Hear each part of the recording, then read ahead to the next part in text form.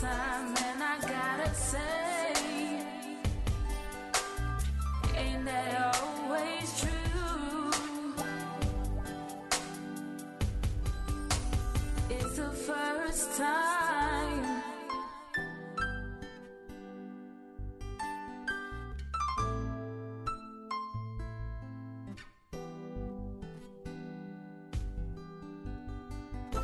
It's the first time.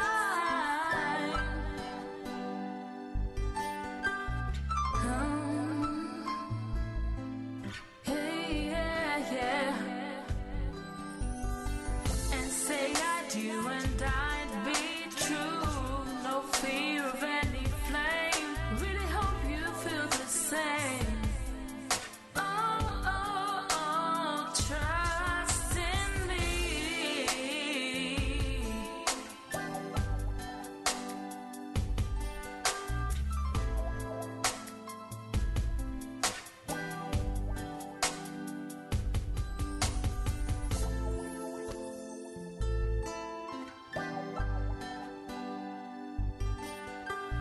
Hey, yeah, yeah.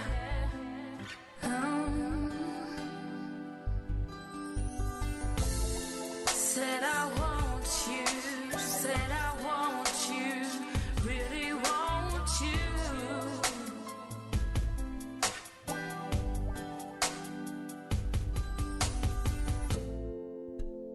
And I gotta say to you, and I gotta say to you,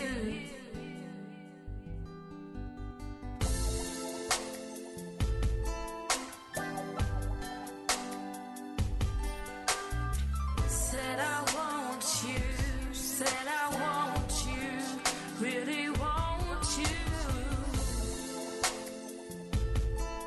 Hey, yeah, yeah.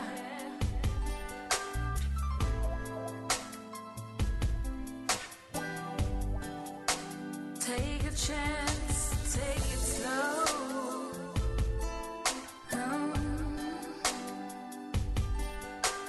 Hey, yeah, yeah.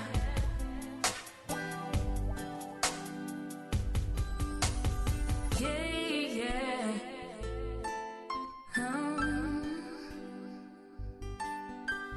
Hey, yeah, yeah.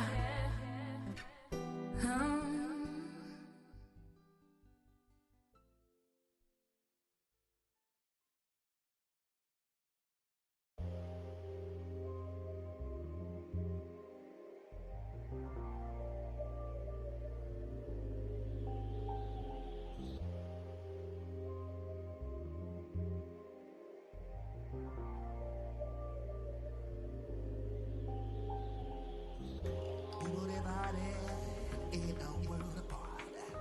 We must all begin to learn the secrets of the heart. With our eyes on the future, how long must we wait? We live in glass houses, but we just can't see the light.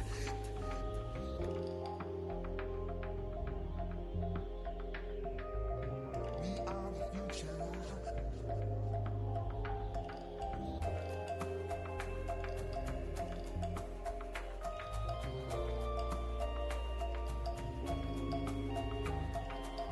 We are the future, but don't forget the past. The lessons we have learned will get us to our home at last. I'll tell you stories, how it used to be, and then maybe you will understand what's deep in you and me.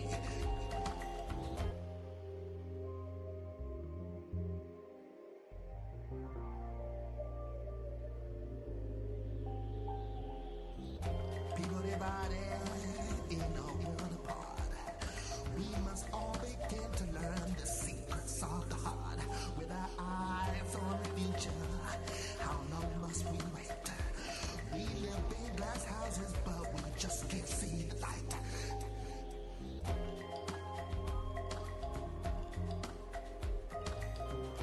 People divided.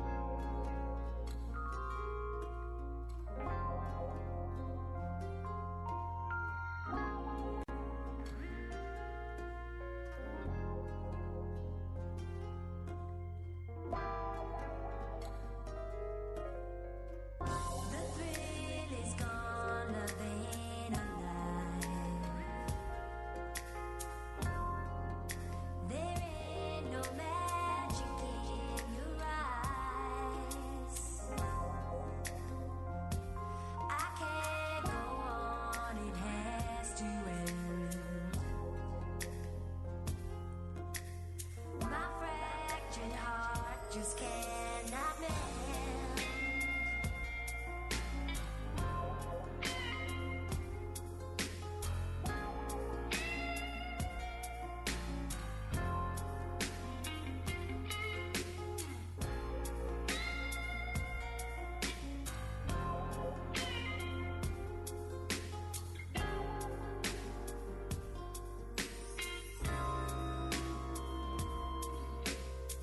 Unchain my heart and turn me loose. It's much too late now for the truth. I trusted you, you let me down. So now I'm back on solid ground.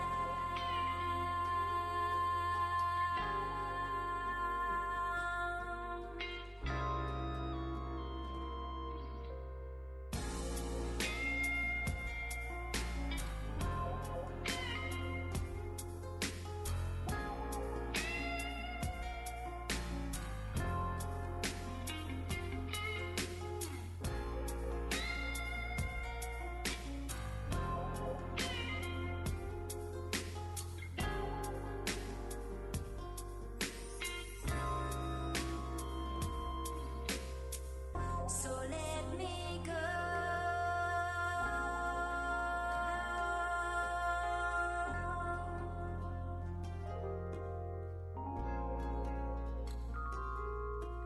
So let me go.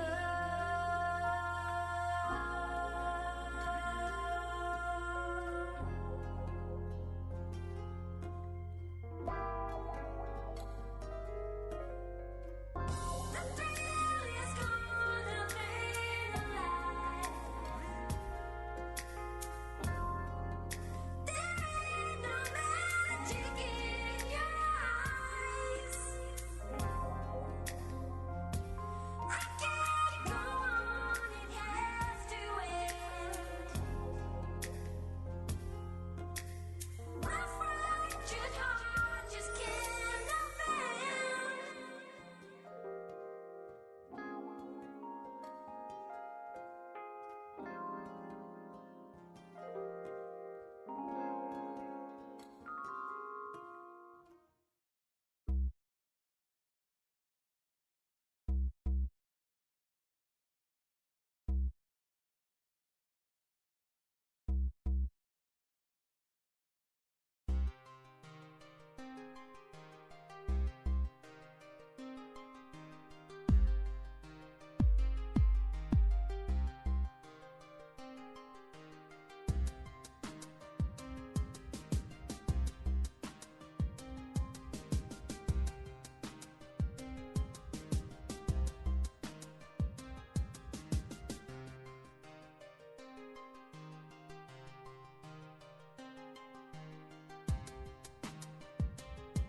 To the, could we get under 18 games?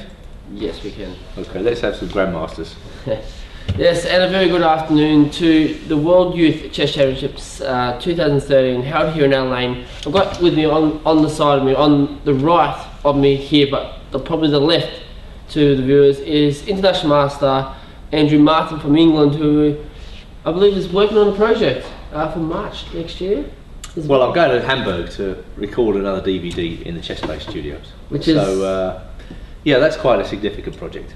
Now, do you want to release what the project's going to be all about, or are you going to keep it a little... We'll keep it under wraps. We'll keep it under wraps. We'll try to concentrate on something that's happening at the moment in these fantastic games. So yes. Which tournament are you going to focus on? We're going to... I reckon, you know, the interesting tournament is the under 18 girls, because there was still a 5-way tie for first. Right. Which is quite interesting. We got the two top seeds, Dinara Sadurkasova from Kazakhstan and Nastasia Ziasakina from Belarus, who actually played in the Old Hands versus Snowdrops tournament in Prague, which she did quite well, and before the December ratings came out, she was the top seed in this event. So I think everyone was ready to attack and get ready to really beat her. But it hasn't been all that easy for her. And one other mention as well, Lydia Tomnikova, I believe, if my calculations are correct, Andrew, she has scored a WIM norm event in this already with 2 rounds to go. With 2 rounds is it a 9-round norm? A 9-round norm, okay. Which is fantastic. And in the under 18 section, the Iranian Idani Puya has scored a GM norm, even with a loss from last night. If he lost, which was great. And I spoke to Medrad, who is part of the Iranian Chess Federation, and he said straight out that the Iranian Chess Federation will be submitting that title application extremely quickly. Yeah, why not? To put that on the list. So I think we're just really waiting for the games to start here for the coverage. But let's talk about England. Tell us, how is your team going? How is your students going? And is there much expectation for them to, do wonders here at the World Youth? Well, the English party, we've got a very nice party of about 24 children. Normally we take more, but this tournament was over Christmas, wasn't it? It was over the Christmas period. Yes. So that meant that a lot of children who would otherwise have come didn't come. Of course. Our party, very enthusiastic. We've got a number of good coaches here. The problem with the England setup is the education system in England. Of course. We can't really compete with countries such as India, Russia, Georgia, Armenia, where chess is highly prized. Yeah. In the culture, absolutely. It's very highly prized. Whereas in England, we struggle to get government support for it. I mean, you probably get this sort of thing in Australia. Absolutely. And the education system means that all the children who come here are invariably very clever. They're very bright, so they have demands made upon them by the education system. Yeah. And so they can't really study chess.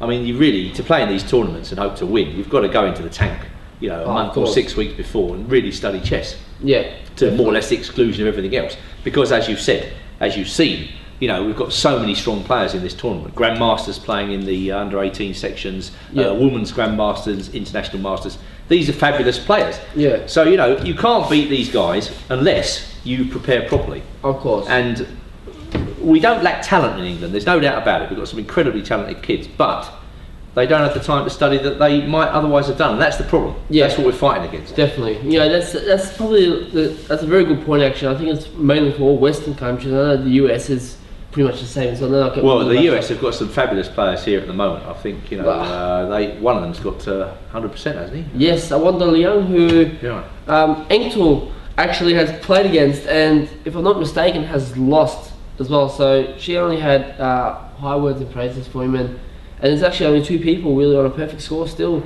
with Anya Vaznina dropping a half point to Maya Nava from Estonia, who has been having really a stellar tournament in the under 14 section. So I think the results in these tournaments tend to reflect how highly prized chess is in the culture of the country from which these children come.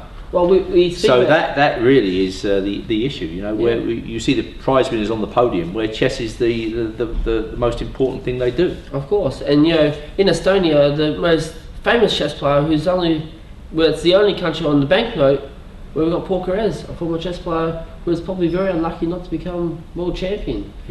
Such, and then the only really unlucky person after that was Victor Korchnoi, who is actually making a return to chess. Yeah, it looks like that. Which is going to be interesting. He's been quite ill, hasn't he? And it's fabulous to see him come back. It's great. We speak about one thing that's pretty close to my heart. Well, 2 things actually: is women's chess and seniors chess.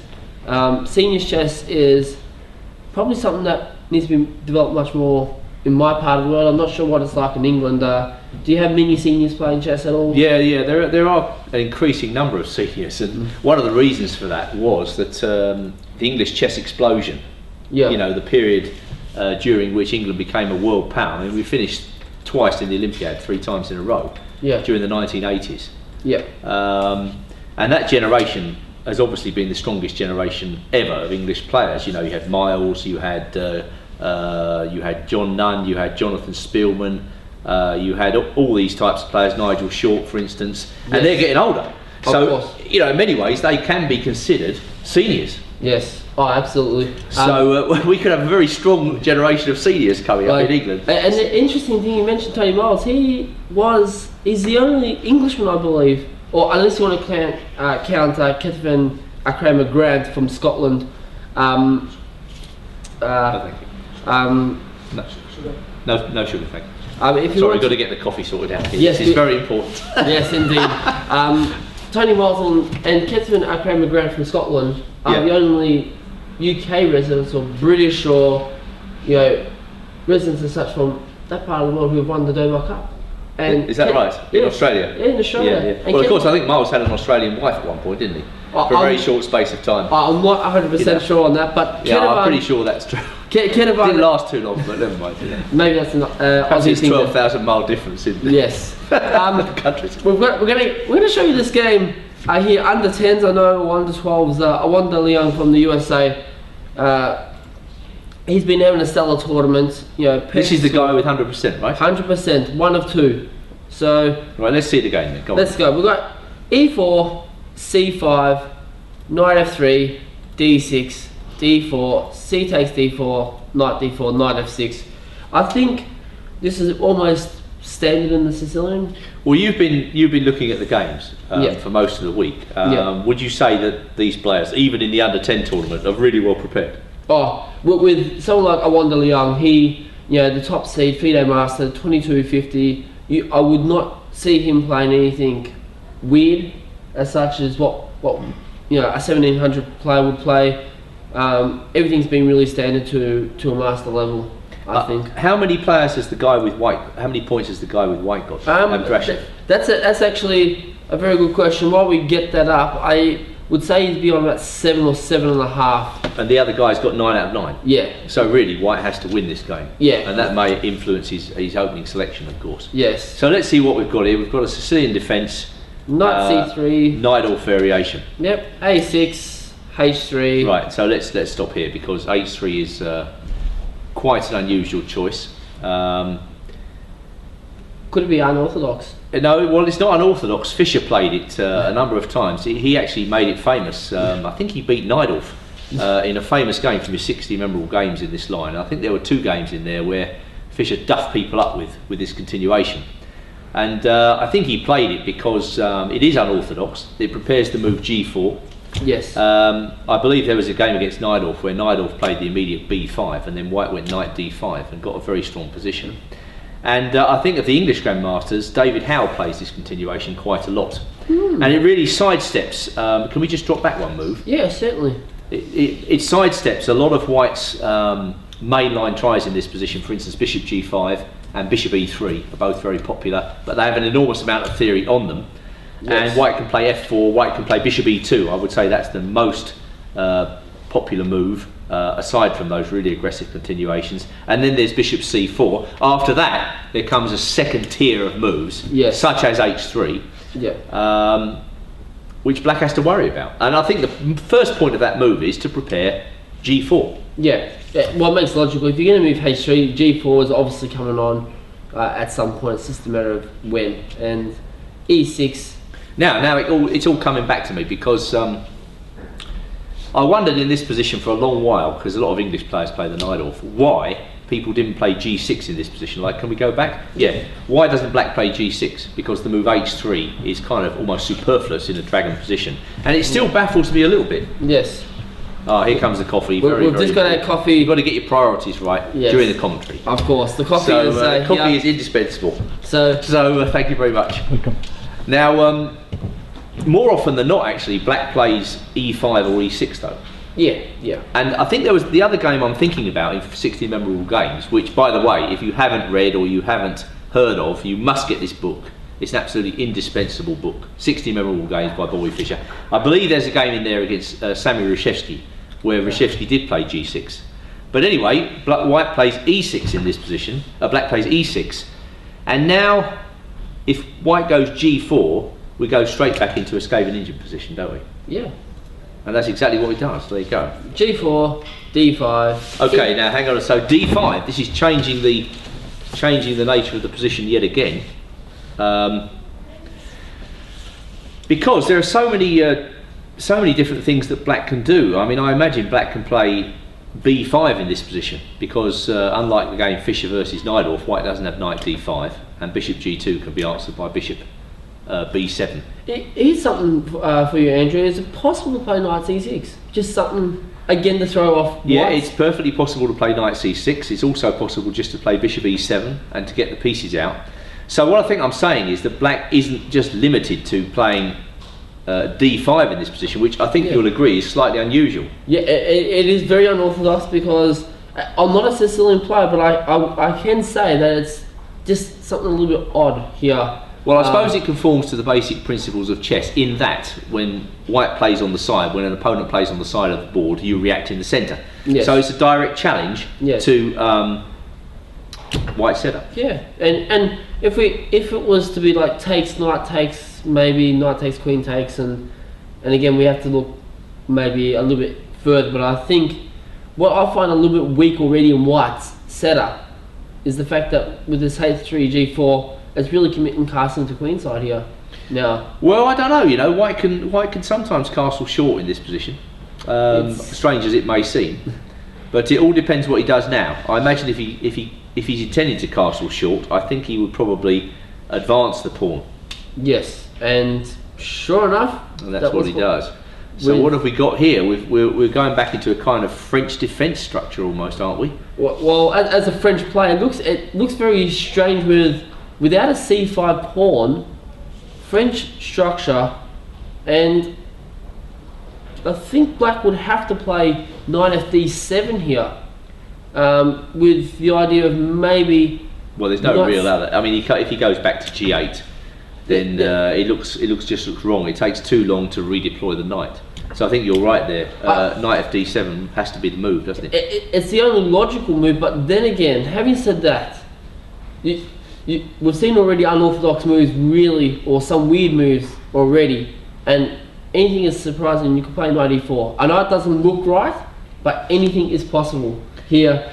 Can I make a strictly orthodox move here and ask you to pass me the coffee, please? Yes. Because we have to get our priorities right on the commentary, and this is the top priority. Would you like your coffee too? Yes, please. Yep. We're doing switcheroos. Must be served up with 5-star luxury. This is absolutely. So, one of the things here is I think, you know, as a French player, and to be honest, I've been watching these games. I mean, I go back to Melbourne into a show. I've got a couple of days off, and I'm playing in the nationals and in the little challenges event because unfortunately I'm not that strong to play in the champs. So I can say that I've been sort of doing small little preps just by watching some of the games and some unusual, unorthodox moves that have been played. So yeah, I must admit, I mean, back in the UK, I teach in 12 different schools how to play chess and into individuals, and I have other sort of jobs as well. So what that means is I don't have a great deal of time to play chess. And if you teach kids a lot, you must know that if you're a trainer, you know, your actual playing strength decreases. Because you're trying to get inside the heads of the kids all the time and help them. You're not actually thinking about playing games against IMs and GMs all the time, where your thinking has to be super sharp. But when I come to these tournaments, it's like you say, you know, you pick up things, and by training the kids at a high level, you actually get back your own form. Yeah. And I can feel, you know, I've cut 11 rounds here. I'm going home about 200 elo points stronger than when I arrived. So it's it happens at all levels. Yeah. Yeah. Yeah. And the other thing is, because you're preparing all the time, aren't you? You're always preparing them in depth for the games, which is quite a good training exercise. And the other good thing is with these games here as well, Andrew, you can get good lessons at them for teaching back at you know, in your home nation, which is always great. Like, I'm pretty sure you would have some good little puzzles that you got here set up from these games that you could teach to some of your kids back in England. And I know there's definitely some setups that I can teach to some beginners or intermediates back in Melbourne, which is always going to be great, and it's always good lessons. So, but back to this game here. Well, White's played another strange looking move, queen to e2, that protects the pawn.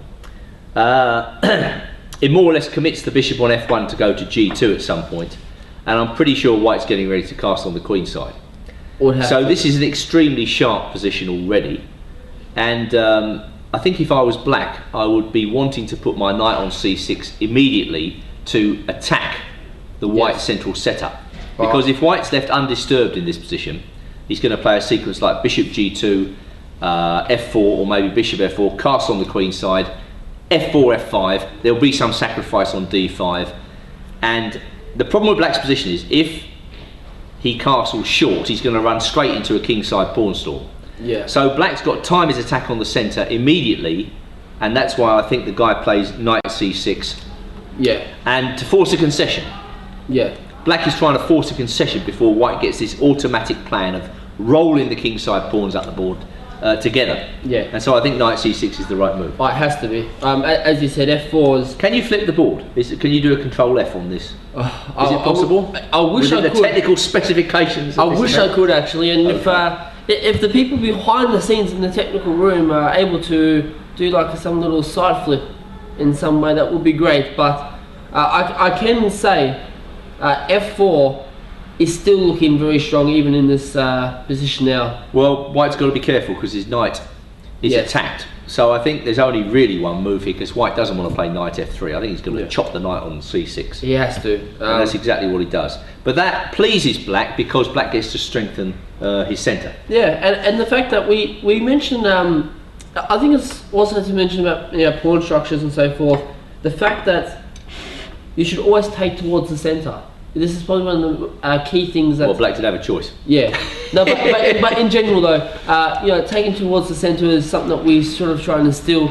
By taking away from the centre, you're giving away that control from the centre, and that's one of our 3 principles we teach to kids as well. Control your centre, get your pieces out or develop them, and make your king safe. This is probably one of the key things, and we must stress about this, that even the top players sort of sometimes forget those 3 little basic rules of chess as well. I remember back in the World Cup, Igor Buehlerbrook, the representative for Zone 3.6, playing against the very easy Alexander Grishuk in round 1, and a simple rule was just should have taken the pawn in the centre, was a drawish position. He didn't, and Grishuk punished him extremely quickly. Unmercifully, probably. Within about 2 or 3 moves later, and Buehlerbrook tried to play on and got crushed. So, well, I don't know about you, but in a way, I'm quite liking the way this is shaping up for black. Black's centre is quite strong. Okay, white plays the bishop to g2 as we thought he would, but on the other hand, black's also strengthened the diagonal, hasn't he? That pawn on c6 and the pawn on d5 are like a kind of wall in front of the bishop on g2. Yeah. And black's got the b file to operate on, so black's making it quite unattractive for white to cast on the queen side in this position. That's probably the basic aim of the whole black setup. Yeah. Meanwhile, black can develop with moves like queen b6, rook b8, maybe looking forward to c5 or bishop b7, somewhere along the line. We're waiting really to see where both sides are going to put their king in this position. That is the thing. We don't quite know yet where the kings are going to go. Black's king, he could stay in the centre for a while, just to wait to see what white's doing. Of course. But of course, black's not going to cast on the queen side. But that black king could hang around in the centre, because if he castles short too early, runs straight into this attack. Yes. So a5, and what do you think the point of that is? Can you see the point of that move, apart from to push the pawn nearest to the clock, 1 square forward? Actually, to be quite honest, I really don't understand this move. The only ideas that are coming to me is something along the lines of a bishop b4, stop maybe a3 b4. I really don't know. I do not understand at all because I'm not a Sicilian player. So can you highlight squares on this board? Unfortunately, can we try clicking on that bishop on c8? Click on the bishop at c8. Let's give it a go. No, it's not going to do it, is it? No. Okay, well, if we had chess-based technology, we could show you that black's idea is to play bishop a6. I'm pretty sure that is the idea. Okay. So it's kind of stopping white from casting on the king's side. Bishop comes out to a6, and then the queen is skewered to the rook on f1. Okay. So that's why Abdrashev, okay, I'll get his name right in the end, plays bishop f4, and he's still undecided where the king's going to go. And is that the position of the game? That is it. So we've got a very sharp position here. Probably white would like to castle short here. I tell you why, because I think if he goes long, he could suddenly get into big trouble on the b file. Well, this bishop f4, is he planning something like bishop g3, castles f4? Is that something? And we've just had another move, a4. Yeah, well, I think the thing is for white that he can't castle short as long as bishop a6 is in the position. So A4 just says to white, well, you know, you can't castle short, I'll win the exchange. If you castle long, great, I'm going to murder you on the B file. So black is also waiting, but he's waiting constructively. That's a good move, I think, and I think that just poses the question to white, what are you going to do with your king?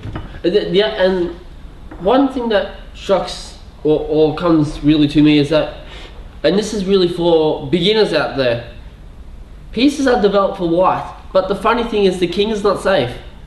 And yes, there is central control, but black hasn't developed, but he's putting so much pressure on white to say, please place your king somewhere so I can attack it. And it's a very unusual setup when we talk about beginners and those three principles. Once again, it's just something that's just so unusual to see.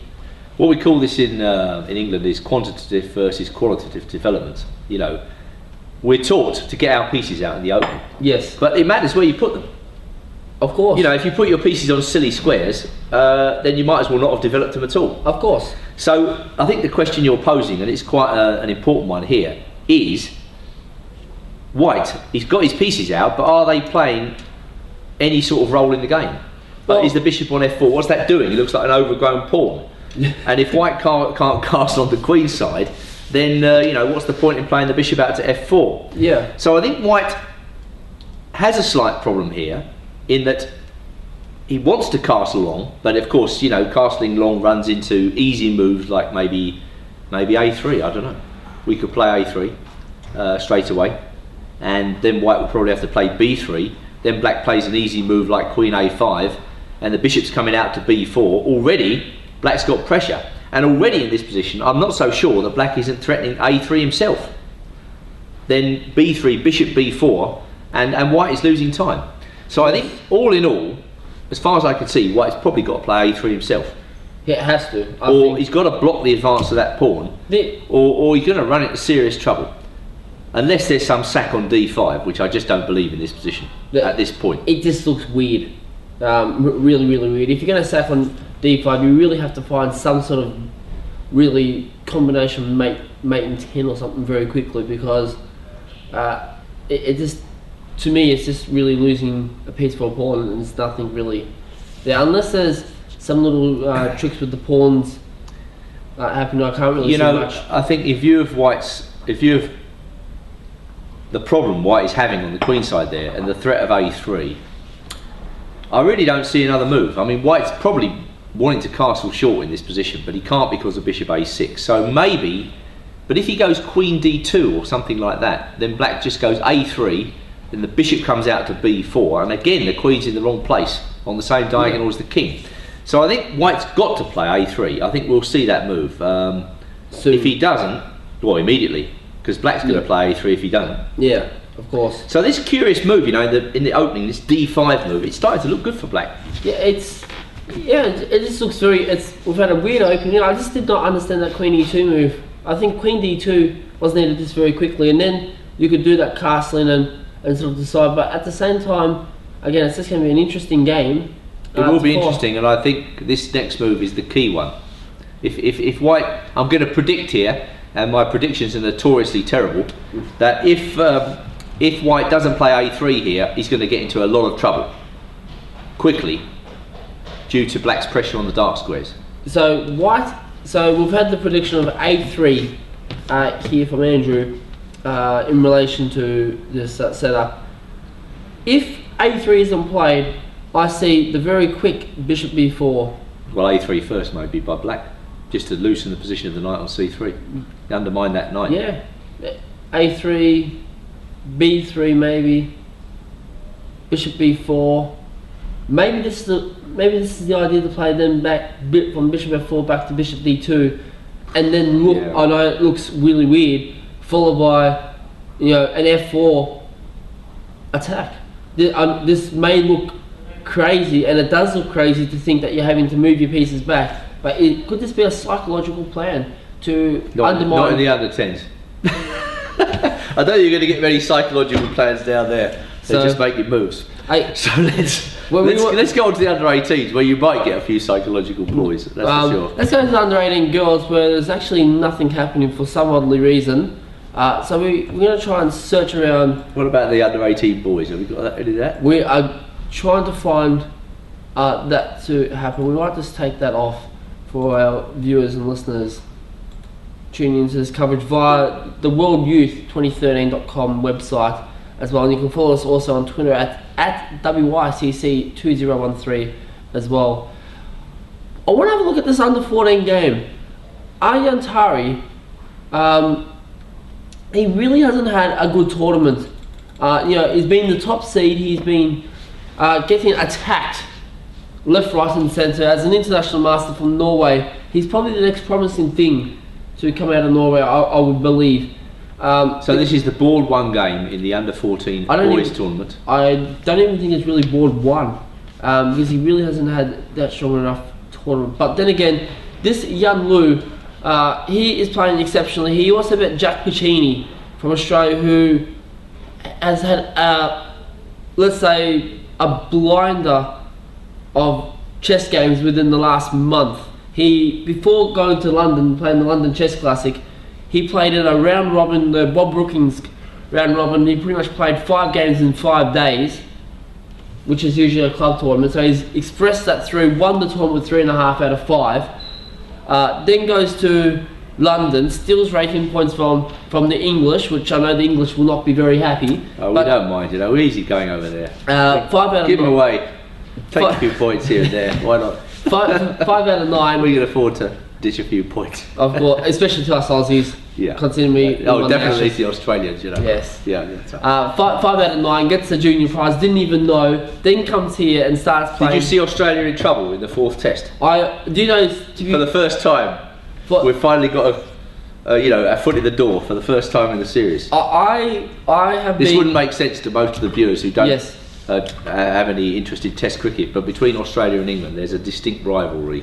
And the only other person who would have any remote clue what we are actually talking about is Peter Swidler from Russia, who is actually playing in the Candidates tournament in March this year against all the top players, pretty much around, 7 of the top players around the world. So I can tell you now, he will be very disappointed, because I was speaking to him earlier on in the year, and he was saying, I have to cheer for England. I was also cheering for England as well. As an Aussie, I don't think the Aussie cricket team is that good, but there's not much to cheer about at the moment for yes. England, that's for sure. Exactly. Anyway, let's get back to Norway versus China, 2 countries which are not renowned for their cricket. I think even England could beat them at the moment. I reckon Kenya could even beat them, but still, that's another. Kenya are quite a good team, actually. Well, actually, Afghanistan. Afghanistan as well. Anyway, don't let's bore the viewers with cricket, because actually in the UAE, there's a match going on today between Pakistan and Sri Lanka in Abu Dhabi. Abu Dhabi? Yeah, it's a 1-day international, so maybe they can have a chess game as well. Perhaps if you'd like us to commentate on cricket instead, just write in, and we probably won't be here by that stage. Exactly. Anyway, so, back to China versus Norway. Yes, D4, knight F6, knight F3, G6, G3, bishop G7, bishop G2, castles. This is almost just about castles D5, symmetrical position. Yes, this is. I remember I played this once and got completely. You fell asleep, right? I got belted very quickly, just because I'm not a D4 player. For the listeners and viewers out there, so I do know most setups and most positions and what some of the plans are, but with the symmetrical here, I really got belted very quickly. And, well, I can tell you that this position, the only move, well, there are 2 moves here which kind of, 3 moves. I'm going to be really generous to White, but the move White played is not one of the 3 moves. You can play C4, which takes play back into the Neo-Grunfeld. That's probably the most common move in this position, and then Black can choose whether he wants to take on C4 or play C6, open or closed variation of that Grunfeld particular variation. White can play A4 here. That's an unusual move, but it has been played recently. Bishop F4 is also possible. White's next move just says to me that he wants to sit down for a nice leisurely quiet afternoon at the board and massage his opponent, which is quite an unusual strategy in the under 14 event. If you were thinking about the over 70s tournament, then White might be playing this move, but in the under 14 tournament, it's saying to me that he's actually quite afraid of Tari's ability.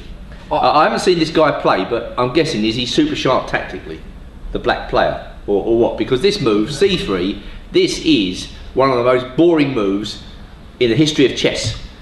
This is probably a move that I'll do just to really annoy my opponent and see really does he understand any chess at all. But really, when you're playing against an IM, I think it's important to know that an IM isn't an IM just because he got lucky in a couple of tournaments or that. He really does understand his chess. I think C3 really is an insult really to Arjan Tari from Norway, the international master. I think the Chinese is really insulting him in this aspect. Well, he might just be saying, okay, beat that, beat that. Yeah.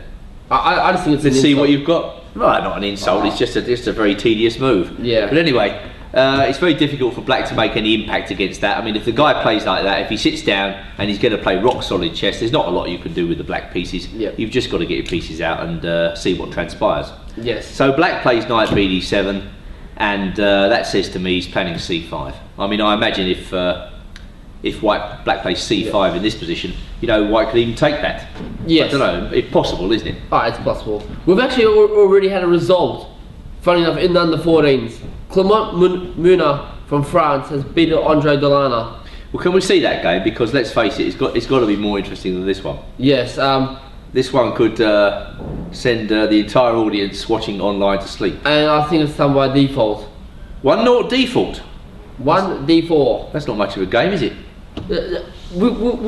We should Is it actually. zero tolerance here? It's half an hour. Half an hour. That's weird, isn't it? I would actually love to analyse this game. I remember there was a game, actually d4, d5, and there was a draw done. I'm not going to name the tournament. I'm not going to name the players, just out of due respect. Not to the players, but for everyone around the world. D4, d5, and they actually had a bit of a joke and said, would you like to analyse d4, d5? It was, when I heard it, I thought, are these people actually sane or insane? But Well, there was a very famous story about Rubinstein. Do you know this story? no, please Rubinstein, share. he always played 1d4 in his game, so some joker nailed the pawn to the board. Like they played with wooden pieces in those days. So he actually got a nail and nailed the pawn to the board. So when Rubinstein came to the board and he wanted to play d4, he lifted up the pawn and all the pieces went on the floor. And everybody else but him seemed to find this extremely amusing. So at least white got d4 in this game. Yes, at least that's a bonus there for the Frenchman, and he will obviously move forward to. Yeah, he should. A few more games like that, and he'll be winning the event. Yeah, exactly. He might be out. It's a bit weird, that, isn't it? The guy defaults. I mean, it's probably ill or something like that. Yeah, it's possible. Well, actually, one of the American girls, Rochelle Ballantyne, playing in the under 18s, was ill on the first day, and I was arbitering in that event as well, and there was a bit of confusion, and I helped out the American delegation there to find out what was going on, and we found out she was ill and. Yeah, you can't do much about that. I mean, children, it's occupational hazard. Some children are bound to go ill in a tournament like this in a foreign climate and stuff. Yes. I think pretty much everyone's got a little bit ill, either from climate or something. I remember Ali Azizi from FIDE. He said that he caught some little virus from the kids as well. But we're all back in full health, which is the main thing.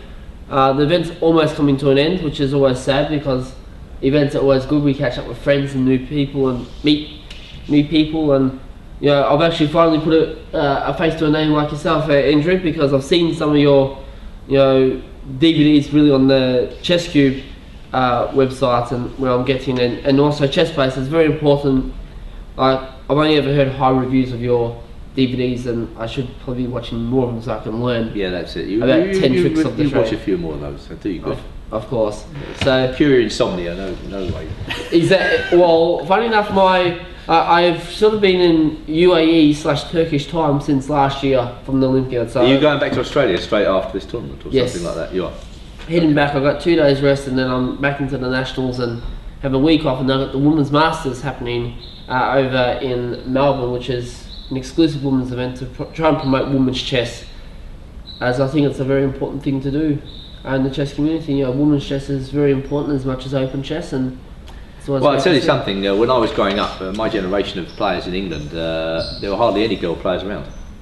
No, just a few, handful of women players, handful of female players, and just a very, very few girl players, like 1 in 100,000, 1 in 1,000 maybe. Nowadays, the situation is getting much better. we've got a lot of chess in schools, and I think this Yeah. is mirrored in countries all around the world. And it's great to see a lot of girl players playing, because these girls are really strong players, aren't they? Oh, absolutely. There's no reason really why girls should not become at least the equivalent of boys in terms of chess strength. It's just conditioning and the way things have gone. But I think now it's a very positive development that more girls are playing chess. Well, the good thing is Yifan Hu, she played in the Russian Big Open about a couple of years ago, where she really started crushing 2700 rated players, which is very unusual because... No, well, she's exceptionally strong.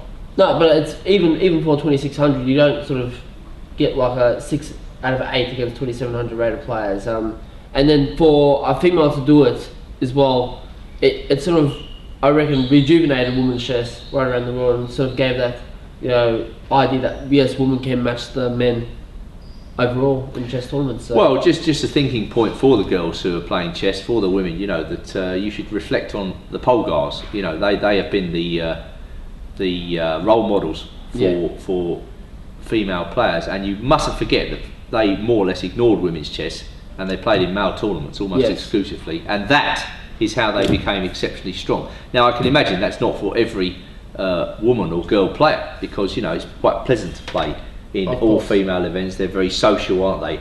And this is of course what women like. But if you want to become really, really strong, you may have to recognise that it's a good idea just to play in open events, where men and women are combined, and you have to take the rough with the smooth in those events. Exactly, and I always say to a lot of juniors as well, open events, males, when they play, they are literally like Muhammad Ali from the get-go.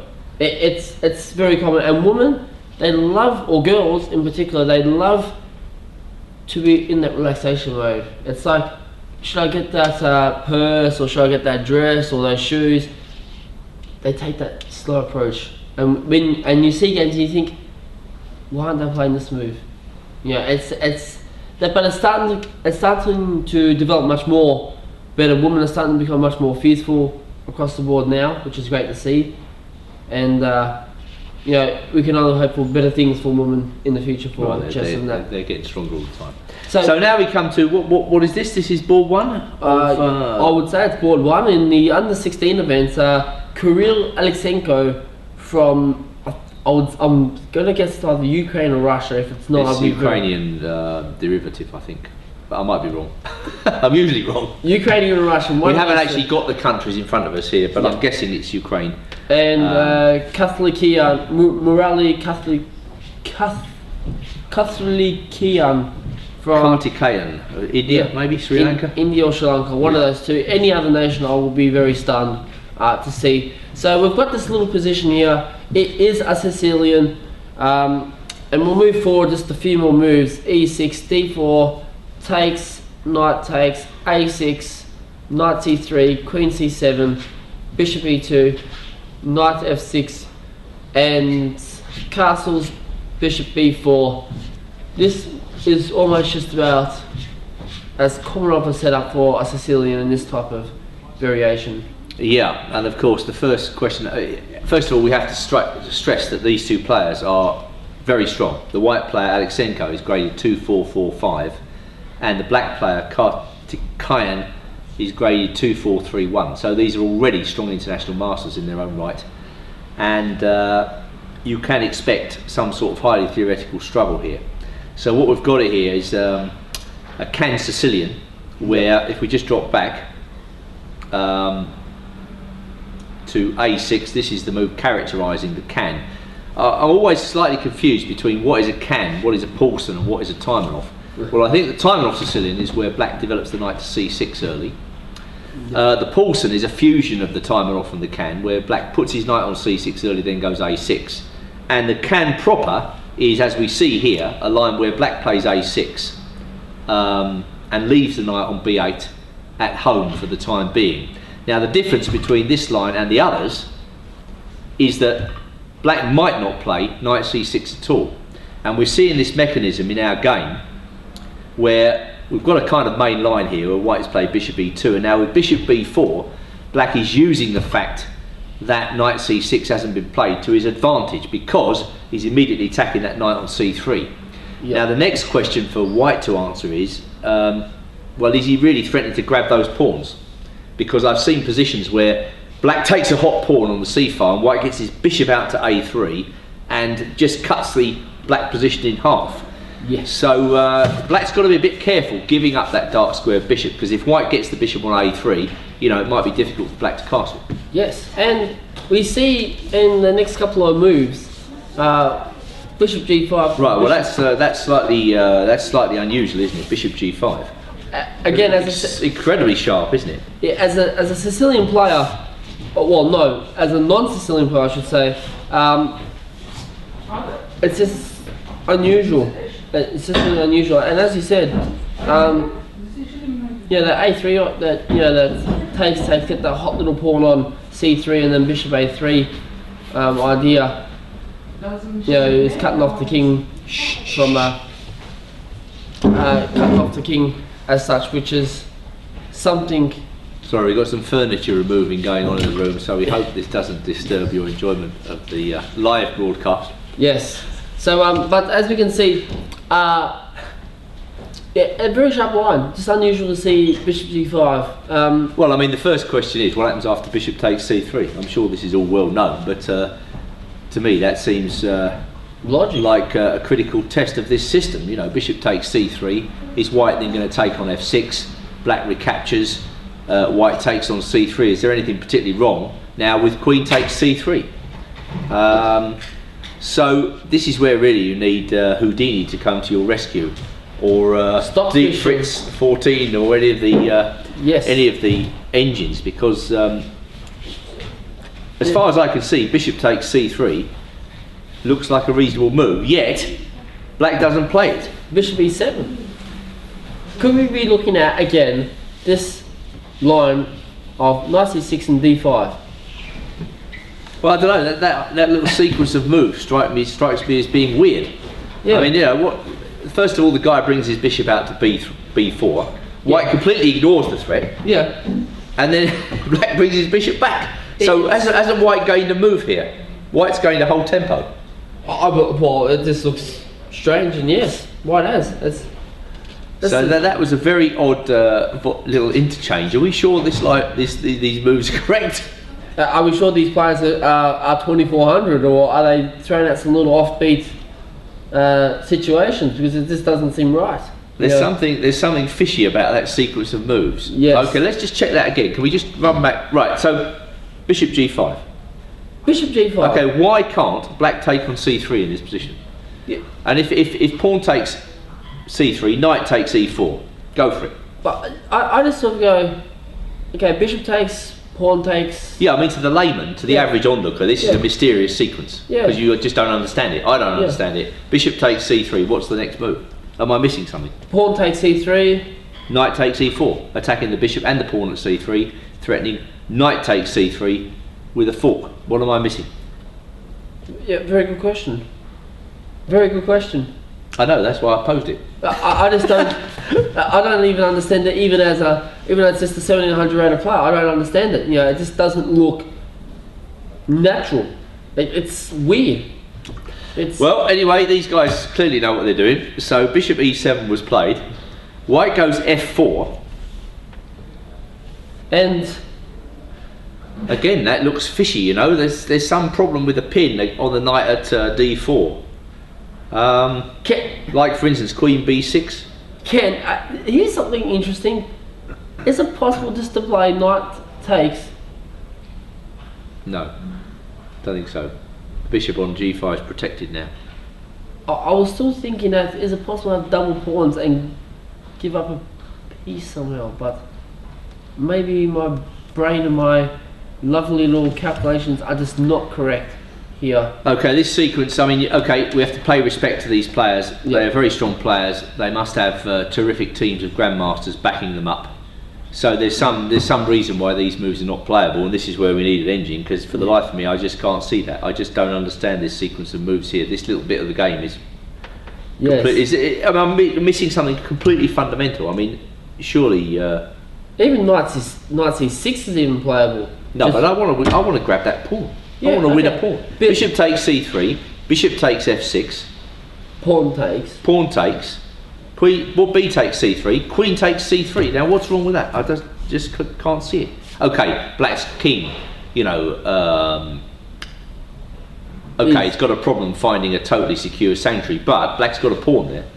But can you not just play king e7? Well, I mean, you probably develop your queenside pieces first. But anyway, this is a mystifying sequence. I'm sorry we can't figure it out for you. But white's probably threatening e5 here, so black tries to take action against it. White ploughs forward, black castles, white goes king h1, and that is that. Whoa. Yeah, I mean, I would imagine this is more promising for white than normally in a Sicilian, because white's got an extra move. Black played this bishop b4 move, then he made absolutely no use of it and retreated the bishop to e7. Is that bishop g5 move so dangerous? It might be. Can we now? The thing that I really would like that move order confirmed, because there's something fishy about that move order. we may have to ask these players after the game, because it's puzzling even for yourself. Very puzzling. And you're a very experienced player when it comes to understanding of knowledge and chess right around the world with all the books and videos that you have done. It's even puzzling for you. Very puzzling. 1, 2, The only- 3, 4, 5, 6, 7, 8, 9. White's an extra tempo up on a normal Sicilian position here because of this move bishop b4 and then bishop e7. The only thing I can think of is, is white looking at doing something like bishop takes f6, bishop takes f6, pawn takes on d6, or even playing that bishop b4, g4, sorry. Well, I think what white would like, I mean, first of all, king h1 is a good move because it takes away any black tactics on the g1 to a7 diagonal. Yep. And what white would very much like is for black to feel that he needs to play e5, because after that the d5 square becomes in white's possession. Yes. And if you imagine a white knight arriving on d5, this is terrible. Now the move f4, f5 is borrowed from the Sozin variation. The Sozin variation is the line where white's got his bishop on c4, he drops it back to b3, and then it was Bobby Fischer who popularised this variation. He went f4, he went f5, massive pressure against e6. He won a lot of games. Now, of course here, white's bishop on e2 is not so aggressively placed, but this f4, f5 move, when a black knight can't come to e5, I mean, normally black would have, say, a knight on c6. I mean, I imagine that's what he's thinking about playing, knight c6. Get a knight to e5 and, you know, tough it out. But if he can't put a knight on e5, then I really start to like white's position, because, for instance, white can maybe go queen d3, and then he can swing his queen across to h3, or queen to g3, and really get some action together. This idea, queen d3, queen h3, you know, this takes advantage of the slowness of black's development. Of course, you know. So maybe that's white's plan. Yeah. Knight c6. Queen d3. Yeah. Well, I think black's probably got to play knight c6. Knight c6 and bishop d7 has to be looked at. And if pawn takes on, you know, e6, this pawn, f takes e6, and I don't think white would take on e6 just yet. I mean, I think he would like to manoeuvre his queen round to h3 first. Yeah, before definitely. he does that, because that really puts the heat on there. Because what are you going to do with black? So I think you need to, as black, put pressure on d4. So I think you're quite right. Knight c6 is the move. Yeah, knight c6 and bishop d7 are obviously the moves, and white's looking at playing queen d3, and as you said, either queen h3 or queen g3. So what does white do after knight c6? Does he retreat the knight b3? Then black could put his knight on e5. Does he chop it off? Or the other thing is, after knight c6, does he just play queen d3? Yeah, he could just go queen d3. That invites knight e5, of course, but then you swing your queen across to h3, and the pressure's on e6, isn't it? Yeah, and the other thing that could be difficult to beat. Yeah. I think you're right. Yeah. And b5 is looking a bit. Funny enough, b5 could be that odd move that's not too bad either. b5 now? Not now, but in the next couple of moves. It depends on what white plays, obviously. But b5 is looking also an idea that could be definitely considered. Yeah. As an offbeat, just to see what white is playing. Well, trouble with b5 is you can't really play bishop b7 after that because e6 hangs. So b5 maybe. But maybe black is looking at taking on f5 first. I don't think you take on f5 because then you're giving d5 away. you'd be in serious trouble if White got knight on d5. So Yeah. But I mean, like, all in all, you can see why the guy's thinking. He's Yes. thinking at this point we don't have any more moves. He's He's got a difficult choice to make. He's a little bit shaky, I think. Get those pieces out. Knight c6. What is the problem with that move? Yeah, I think knight c6 is just a straight standard move. Develop your pieces, get them into the centre, and put the pressure back on White to see what White can. White can muster. Yeah. Tell you what, let's go back to that game we were looking at earlier from the where was it, the under 10s, wasn't yes. it? Let's see what's transpired there. Oh, it looks as though this. Yeah, if you recall earlier. Ah, yes, you were correct.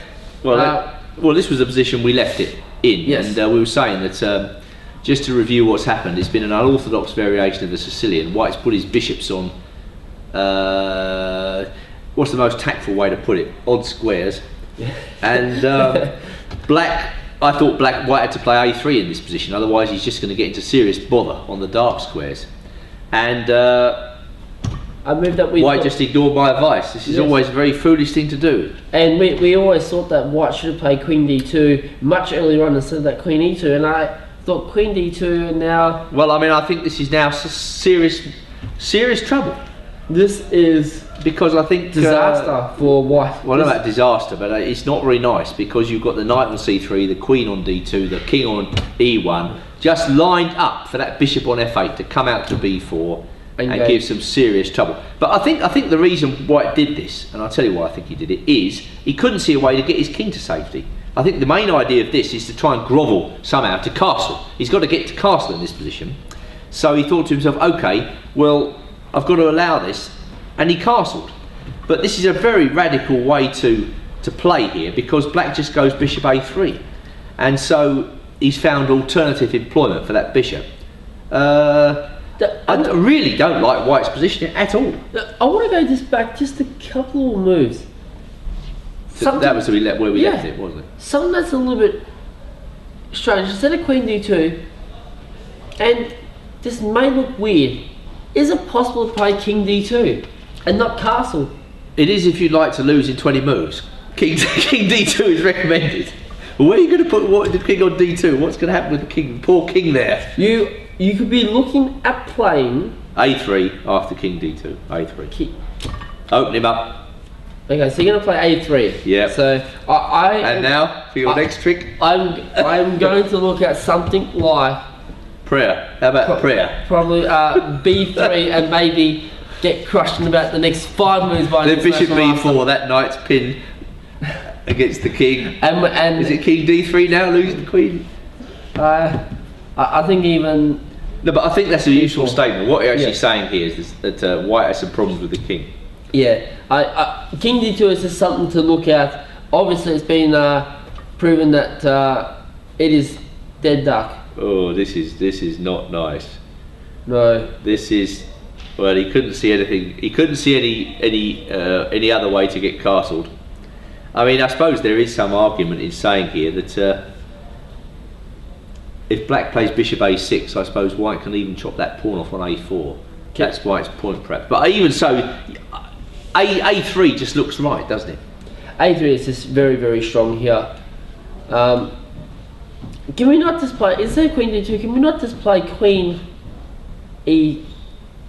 No, we can't play. We cannot play this Queen d3 because that idea of bishop a6 is just so annoying for. It's very annoying. It is like. And in a curious echo of that move, what Black now plays bishop a3. So it's the bishops coming to the a file that are giving White some strife in this position. Now the thing is, White's next move, bishop g3, is an unambiguous move. White wants to push those pawns up the board, f4, f5, and he's hoping to leave the Black bishop sort of sidelined on a3. Now, do you think that's realistic? Is that ever going to work? f4 is about the only chance I can really see for White to have any hope whatsoever in this game, because. Well, for instance, what if I intercept that by going queen a5 straight away, queen to a5? I want to pin that knight against the queen and set up the winning threat of bishop b4. That immediately threatens bishop b4. So you're not going to have time to push those pawns up the board. No way am I going to give you time for f4, f5. Queen a5. That's what I'm saying. Would you like to resign now? I could almost say it should be resignable almost very soon here. F4. Good job, we're not playing this game. Exactly. I think F4 is really the only hope here for White some way. Well, also Queen A5 makes sense now because White's put this bishop on G3. It can no longer come back to defend against the pin. So Queen A5, you know, that might be just a winning move immediately. Because what does White play? He's got to move his queen somewhere again. Hang on. F4, Queen A5, Bishop. No, hang on a minute. It's Black's move. Black. Queen A5. Come on. Queen.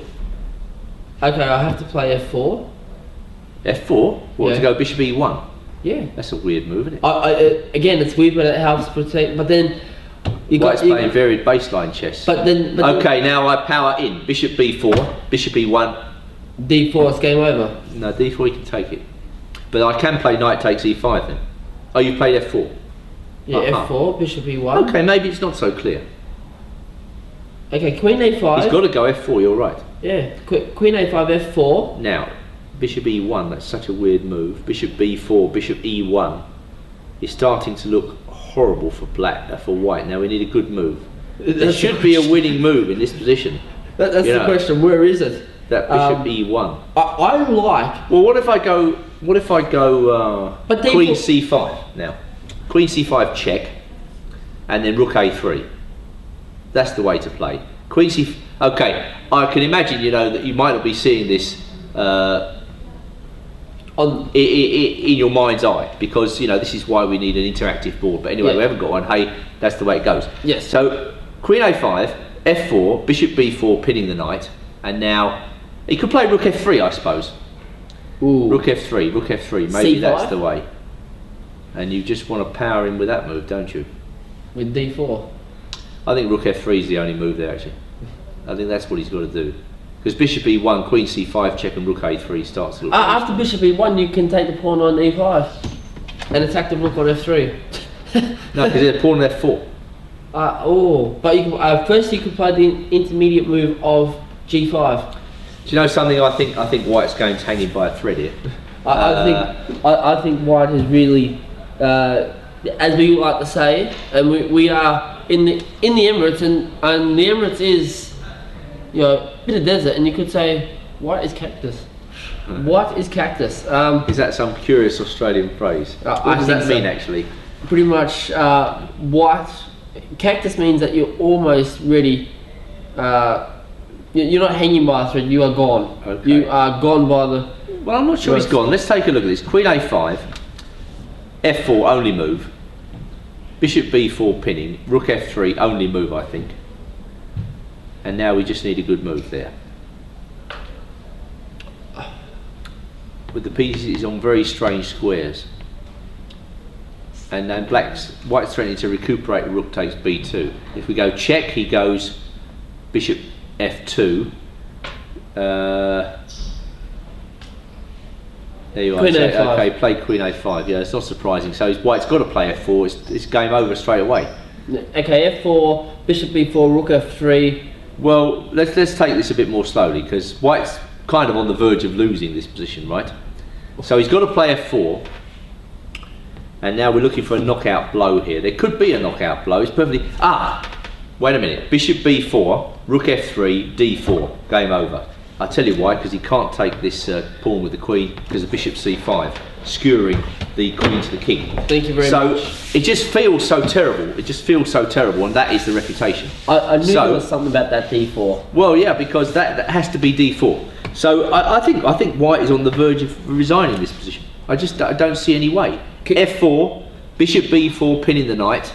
He defends himself, but then D4, the crushing D4. Yes. And if he takes it, Bishop C5, and the queen is pinned to the king. And we might get our lovely women's international master, women's grandmaster elect, to hover around the board of Wanda Liang to pull him in for a press conference as soon as he has finished, because we believe that he is on the verge of saying game over and he will be crowned. But this has been a horrible game by White, hasn't it? I mean, okay, if it's an under 10 tournament, anything can happen, even ball one. But this is not so nice for White, you know. Look at those bishops, the White bishops, ineffectual. Yes. We call them in England. They're not doing anything. They're just, you know, overgrown pawns. They look beautiful, but they don't have any impact on the position whatsoever. Now, of course, I run the risk of looking like a complete idiot when I say that. So let's check this variation one more time. Yes. Can White do anything in this position? It is quite. The only other thing I can think of, because that pin is horrible. The pin is disastrous on that knight. You have to protect that knight, because that knight is just ready to be eaten up like a big monster, like a big cheetah in the African jungle. You can't even go knight e4 or something to recuperate, because the black queen's protected by the rook. He's got to go f4, but then bishop b4, and there's no defence to d4, is there? I think bishop e1 is the only thing. There's no defence to d4. Bishop e1, d4, end of the game. That's a piece. Yeah, I'm telling you, I would hate to be playing. Bishop takes c6. He can try. We chop on c3. I'm hating to. If I was White, I would be almost ready to. Well, how to put it? I don't even know how to put it. You'd almost be. I know how to put it, but it wouldn't be publishable for this audience, family audience. I can tell you now. I can also say a couple of things, but it's definitely not suitable for this coverage, Andrew, because I know that. I note the Australian candidate in the boys under 10 has already lost. Yes, this is. Let's see this game. Come on, because it features two completely unpronounceable names, two English people speaking. Okay. So this is going to be a challenge to see if we can actually pronounce this. Okay, Willis Mura from New South Wales. He's getting coached by. I'm not sure if it's Kevin or whether it's Rowan, but both of them are getting coached by the very famous GM from Australia, Ian Rogers. You would know Ian Rogers very well. Yeah, he's a great coach. He is regarded as the encyclopedia of chess in Australia. Ask him about openings, ask him where they were played, players and how they got the norms, who the arbiter was, what the round was, what the opening was. He will ratify them off. I remember listening to one of his lectures up at the Dover Cup, and it was about Eric Teichmann. From England, yeah. From England. He was saying that he scored an IM norm result in 87 in this round. They played b4, the Sokolowski or the Polish opening, and he just rattled off everything. It was just unbelievable. The Aussie has lost to the Iranian Dotche Mayor. I apologise to all Iranian. It's great to hear you pronouncing these names. It really is quite something. It's something else. That Australian name, Willath Gamura. It's, trust me. Can't even get his full name on the screen. I even struggle with his name. I learned the name, funny enough, about 2 days prior to flying over here, which is quite scary because he's quite a promising player, isn't he? He is a promising player. He's going to be one of the top juniors, and he still is. Whether he can get on to be an IM or potentially maybe a GM is another thing. He attends an exclusive private school up in Sydney, and there was a time when they did not allow him to come to international events. Due to school restrictions. Well, this is exactly what happens in England. You know, these guys, incredibly clever, you know, they get bogged down in school work or school commitments, and the chance to study chess, it goes out the window. Well, and you say to the head teacher, well, but he's playing in the World Championship. They look at you blankly and say, the World Chess Championship? No, he's got to play for the hockey 5th team on Saturday. Sorry about that. You know, so that is the plight we face in England, and it sounds like it's the same in Australia. Oh, it is, and the question was, and if I'm not mistaken, it got to the point where if he missed a day of school, he was going to be expelled. It was something absolutely ridiculous. So the pressure's on these kids right from the outset, isn't it? Exactly. So another school came along and said, okay, we'll give you a scholarship based on chess. It's fantastic. When you have important international events, we will allow you to go. So he's now at a new school in Sydney, which is great. These guys are exceptional players. They are current junior champions. They just pretty much belt up all juniors when it comes to under 10s and 12s very quickly. Well, let's see what happens in this game. So it's going to be an interesting game. I'm very sorry that the poor old Australian guy lost. Speaking as an Englishman, 3-0 down in the Ashes. But okay. we will see what happens. So this guy is white. The Australian's white against the Iranian player. And Iranian players these days are very strong, aren't they? Oh. I think they've got a proper training program in that country, haven't they? Chess-wise. Chess in schools. Big there, isn't it? It's huge. Oh, it's massive. Speaking to, I have a keen interest in women's chess, and two women, the top actual women's players are playing in the Al-Ain Classic A are Tusapul Kashian from Iran, board number 1, and Mitra. I'm not going to try and pronounce the names, I'll just make a complete fool and embarrass myself. This is where we need some Arabic speakers or some natives to help us out with these. Yes, or Mejad as well. So these, the Scotch game here. Tongue-twisting names. Yes. So here we go. So the guy from Australia is white, we'll call him Mr. Smith. Yes. And the guy from Iran is black, we'll call him Mr. Jones, because it's somewhat easier to pronounce. Smith and Jones, two English names, yes. And so Jones takes on d4. Yes. And we get a Scotch gambit. Oh, yes. Bishop c4. I'm not playing this. Which is highly effective when you're quite a weak junior, but at higher levels, it tends to lose its punch, because black players, when they come to the World Championship, they know all the antidotes to these crazy gambits. Yep. Well, but anyway, this move e5, this is not a bad move. Yes. This is the modern variation. And among grandmasters, Sveshnikov has made a living out of playing this line with the white pieces. And he plays it very well. Black basically can play knight g4, he can play knight e4, he can play the move he plays in the game, d5, which is the most common. Yes. Now white loses a tempo with his bishop. Ooh. Black gets his knight into a strong square, but white now gets to take on d4. And by force, he's going to double the pawns on c6. Yes, definitely. Now, black has two options in this position, and the Iranian youngster chooses the most straightforward, bishop d7. Bishop c5 is quite interesting as well. That's actually an exchange sacrifice, but white really shouldn't accept that exchange sacrifice, because he gets crushed with some quick attack. So after bishop c5, white plays bishop e3. Bishop d7, that's the normal move, so no disaster yet. This is a dead standard position.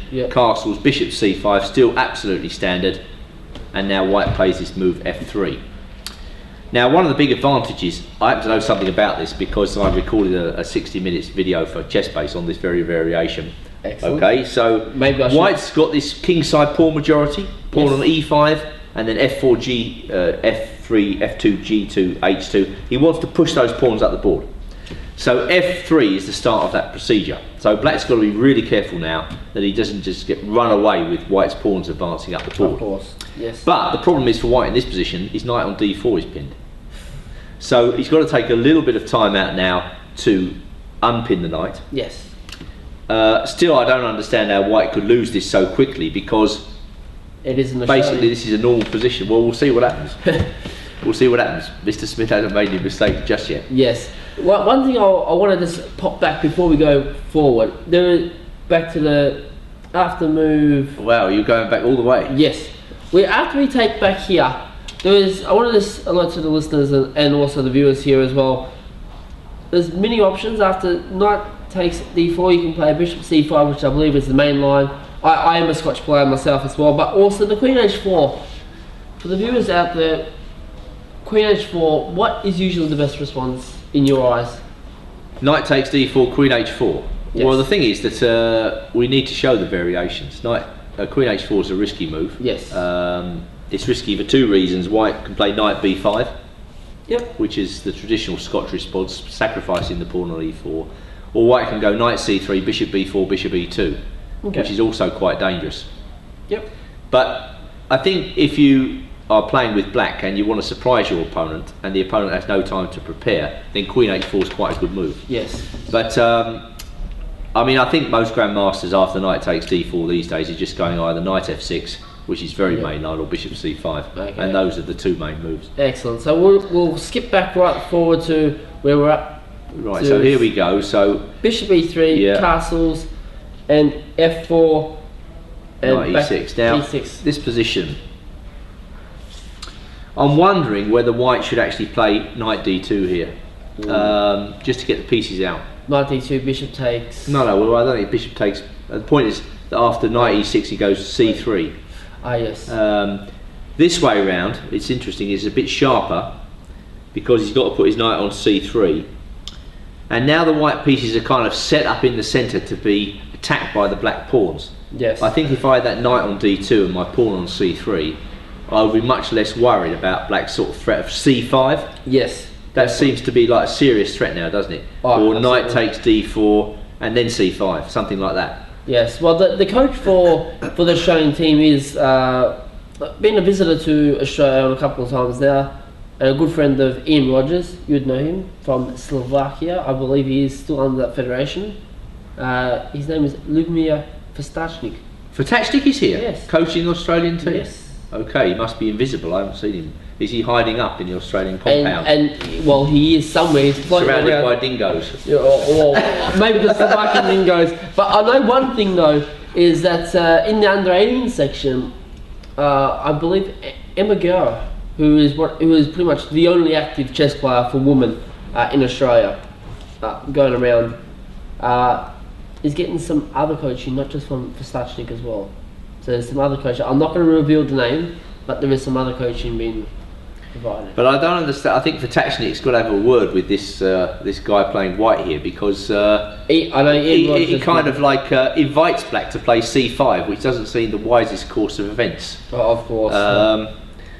I know Ian will be having a stern word with him, considering I think he is playing in the juniors. And if I can get my internet to work here in our little press centre that we've got going, I'll see the list for the Aussie juniors, and I'll see if both these Willith Gamura, or as he's known as Mr. Jones here. No, Smith. Jones is black. Jones is black. Dorcheshka Mel, whatever his name is, Mr. Dorcheshme from Iran. Yeah. So one of the players from Iran. So it's one of these difficult things when you try and pronounce names, and I'm trying to get some little internet happening, but as you know. Well, let me just explain for the viewer that Yes. actually White's choice in this position is completely forced, because Black's threatening d4 in a minute, forking the knight on c3 and the bishop on e3. But when White chops that knight off, he not only strengthens the centre.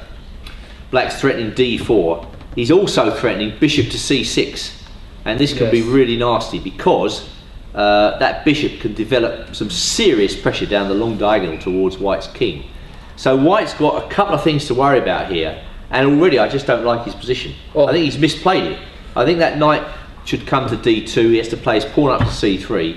You can see already, this is not an easy variation to play for either colour, because White's got into a mess playing what seems like natural moves, but in fact his knight on c3 just is getting set up to be attacked, isn't it? I just don't like. If I was. Look, he's White. played bishop f2, bishop comes to c6, Ooh, a4, this is nasty. d4. This is like a horror story now for White, because that bishop is coming down to g2. Freddy Krueger's just hit the chessboard. Knight e2, queen to d5, Oh, and I don't think he's got any defence against this move. Queen takes g2. So this is not White's finest hour. Mr. Smith has been duffed up by a bit of theory there from Black. I'll guarantee that Ian will be just about ready to. Well, I think the critical moment came back here. Okay, let's just see what happened in the game, because it was a continuation of the same horrific play by White. He played f5, hoping for a miracle. What? Strangely, miracle didn't. Right, the heart attack. Well, it's quite rare in the under 10 tournaments to play for that desperate state. Well, of affairs. even so, you could probably take rook takes. As crazy as it sounds, rook takes. Well, there's no defence. f5. Is there? There's no defence. Once he's got 92, there's no defence. Yeah, you can play rook takes. So the critical position in this game just occurred right back here, didn't it? Yeah. I mean, it just shows you're walking a fine line in this opening. White's got to play knight d2. He's simply got to play knight d2 in order to play c3 and bolster that knight on d4 in order to prevent Black from getting this pawn advance in the centre. Definitely. Playing knight c3, that pawn just becomes as one of the top international, well, not top international masters now. He's not playing much chess, only in rapid chess and blitz chess, but he's a well-known coach right around Australia, Leonard Sandler. He has a saying: when the pawn can't move, it is biting granite. Yeah, well, this was a complete disaster for poor White. This is a game he would very much want to forget. From Black's perspective, it's everything Black could ever hope for in this variation. You get a lovely bishop on c6, the battery of queen and bishop coming down against the white king, white completely unable to defend himself, and then checkmate. In 19 moves as well. Inglorious finish for the poor Australian youngster. 19 moves is just murderous. That's all I can say. That's probably. Let's go back to that game where the guy was about to lose a piece, because it's not inconceivable that could be finished as well. Now, what's happened here? Okay, so Have you after had any moves? Bishop g3, queen a5, queen e3. Queen e3, ugly move perhaps. This looks again disastrous because. Well, bishop c5. He's got to go queen f3. Knight b6. Oh, there was another move here. Knight b6. This is just not looking good. This is not looking good. Well, I don't know. You know, White found a way out. You know, it looked as though his position was really hopeless, but he's found a way out. You know, Queen he's, Knight b6. On the other hand, that knight's coming to c4. There are still some serious issues. Like there could be a huge family fork on d2 in this position. You just imagine White's queen going to f3. Knight comes into d2, forking the two rooks and the queen. That is what I call a fork and a half.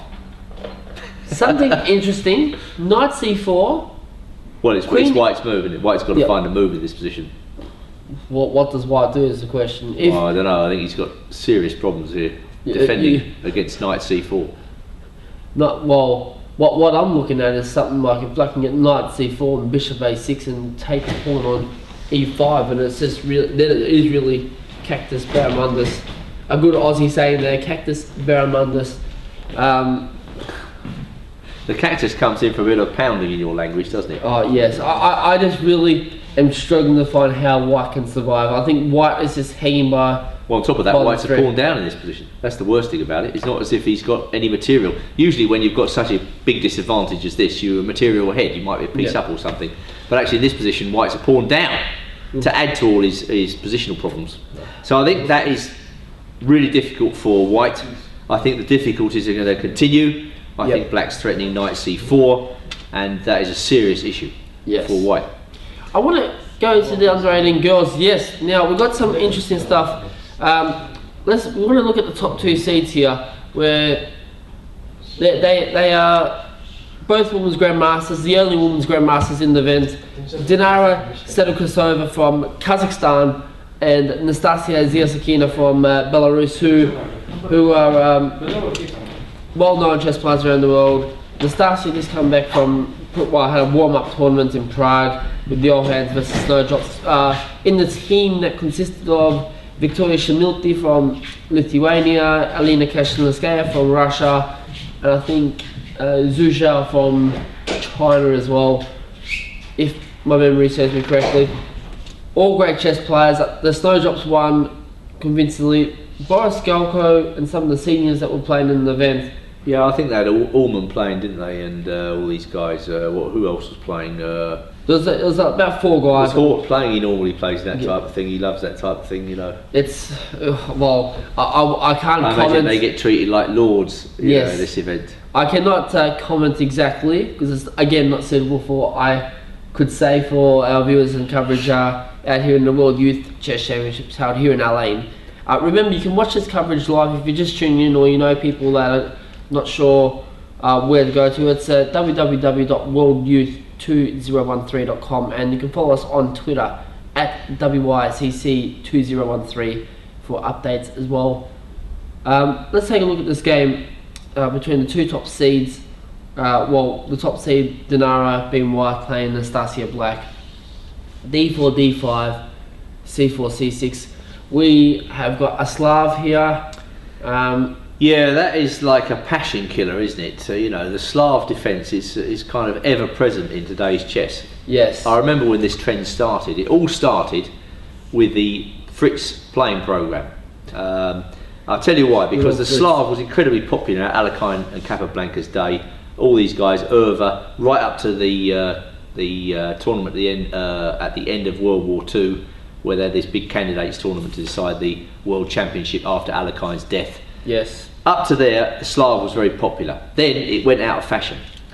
and it's come back into fashion since 1990, and I'll tell you why that is. Because the first Fritz playing programme tended to base its black repertoire on white squared defensive systems, right? So like the Karakan, the Slav, all that sort of thing.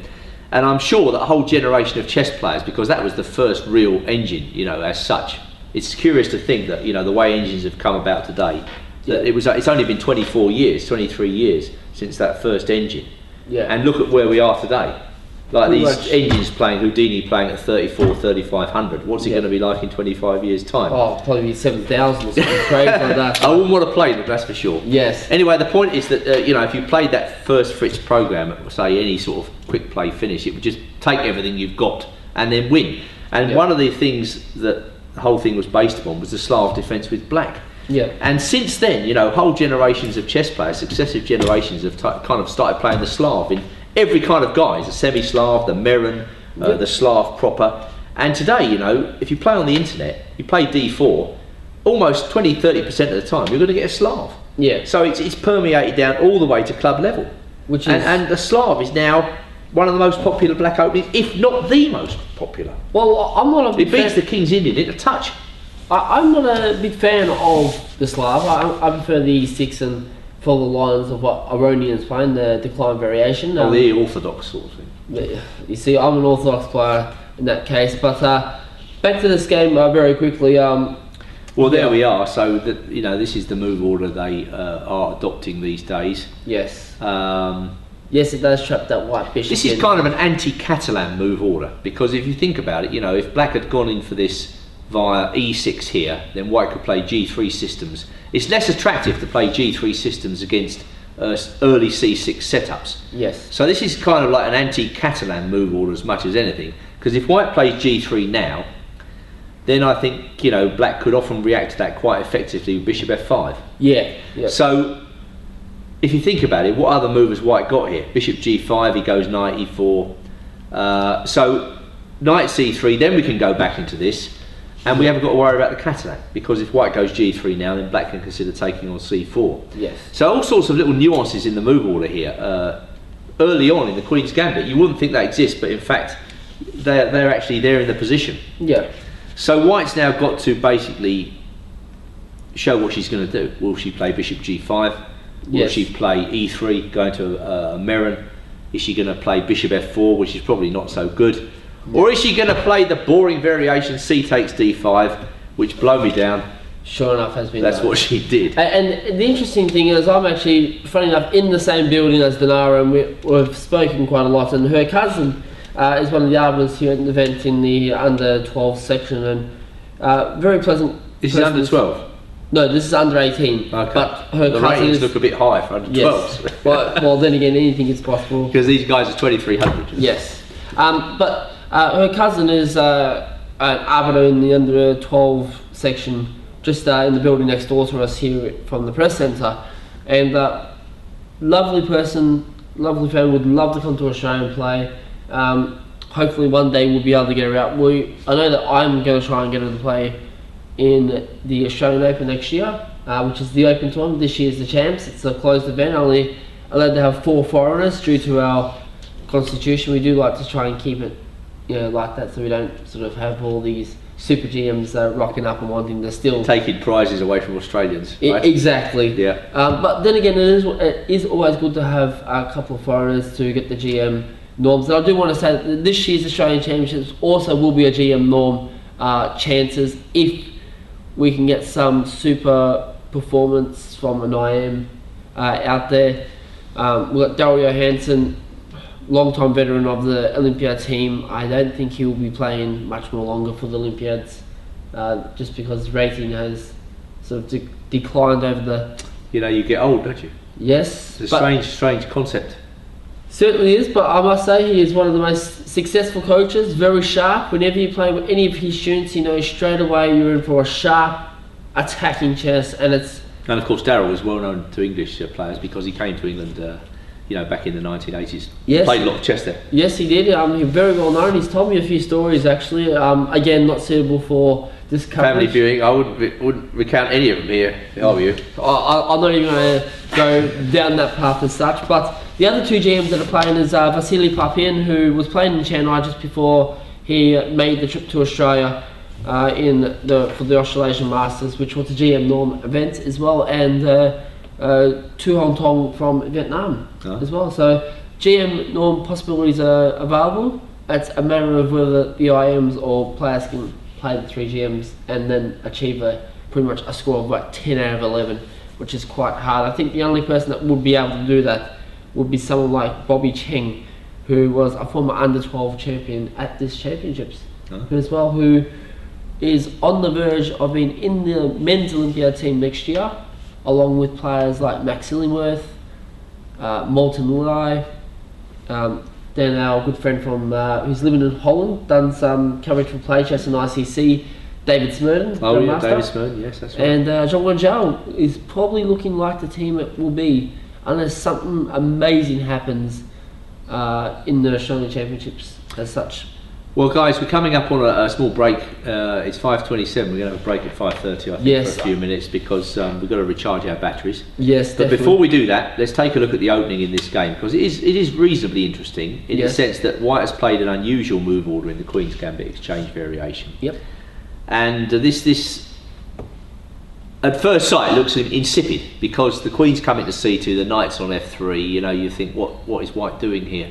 But if Black plays G6 in this position, which is the normal way to play against an early Queen C2, so you can play Bishop F5, I think White may be planning E4, and you get this is a strange and a slightly unusual version of the Queen's Gambit exchange variation. So I think Karpov's played that. I remember some Karpov game he won at the Thessalonica Olympiad in 1988. I remember this because I was there, and it made a terrific impact on me, but I'm not going to recall that now because I can't remember the exact game. But I think if Black goes G6, then the only way to create some pressure is to go E4. Yeah. So Black plays Bishop E7. She's not interested in that. All she's going to do is to go back into the main line. But now we see the move G6, and then we see the move E4. Ooh. So it's the same variation, but it's been delayed one move.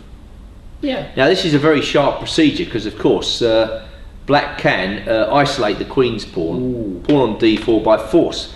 So what is more important here? Is it the Black Bishop pair and the better pawn structure, or is it White's activity?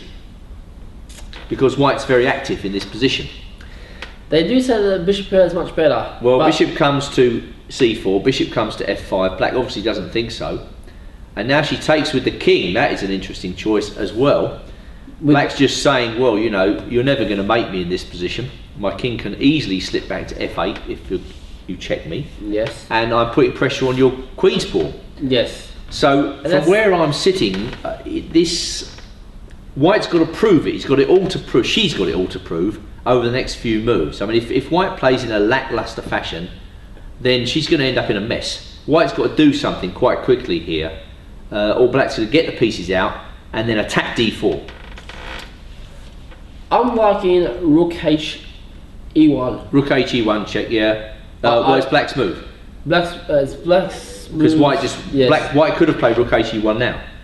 Yeah. And then she would have gone King F8. Yeah. And you know, H3 is a reasonable move. Yes. She doesn't want Black to play Bishop G4, I think. Of course. Yeah. I think Black will probably play Knight D7. Yeah. Now put the Knight on B6. That's a very stable way to play this position. Yep. And I imagine this is about equal, but there's probably a queue of people who would prefer to be White here, and an equally long queue of people who prefer to be Black. Is that type of position? Yeah, I don't. These type of positions are a little bit crazy. I prefer my Knight, so I'm more of a Knight person. I love to That's a nice little pun.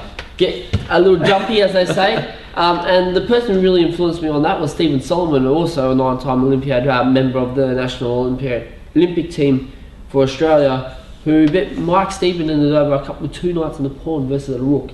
It was one of those marathons. It didn't make chess space as well. It was insanely crazy. So it is hitting that 5-3. I want to get your thoughts very quick. We need to check to see whether Awanda Liang has just completely belted up his opponent, so to speak, on the chessboard, not violence in physical violence. Well, we've got Queen E3, Knight B6, Knight E2, Bishop A6, the pin Oh. It looks very nasty. And that is the situation. So this hasn't changed very much. White's in a horrible mess. I think knight c4 is looking very great here. Knight c4 is just going to win something, I think, if it's allowed to be played. It's White's move. White's got to find a jolly good move here. I imagine he's probably going to play rook from f1 to d1. Whatever ambitions White has had of pushing those kingside pawns, they're just going to have to be chucked out the window because Black's pressure is just too strong, no? You can't even play queen g5. Well, the knight hangs, doesn't it? Yeah, exactly. Bishop takes e2. Unless you plan to give up 2 pieces and try and get some, perpetual happening after queen g7 and king. I don't know, but seriously, unless there's some little crazy little attack that is happening here with queen g5, bishop e2. I think this Black player is going to go to.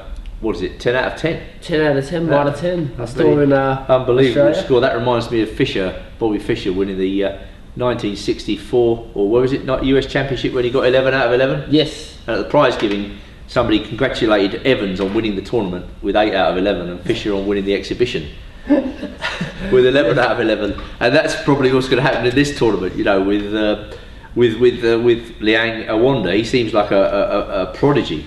To me, if anybody that gets 10 out of 10 or 11 out of 11 in these tournaments, and we've got one 10 out of 10 already. Wonderful player. Another 10 out of 10, the Indian Pragananda.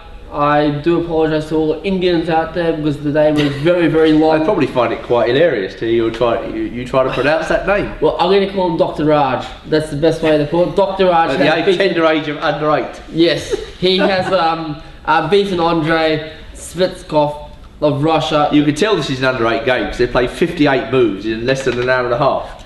So that's really going some. That's motoring, as we say. Or better still, I like to call it the Blitz event.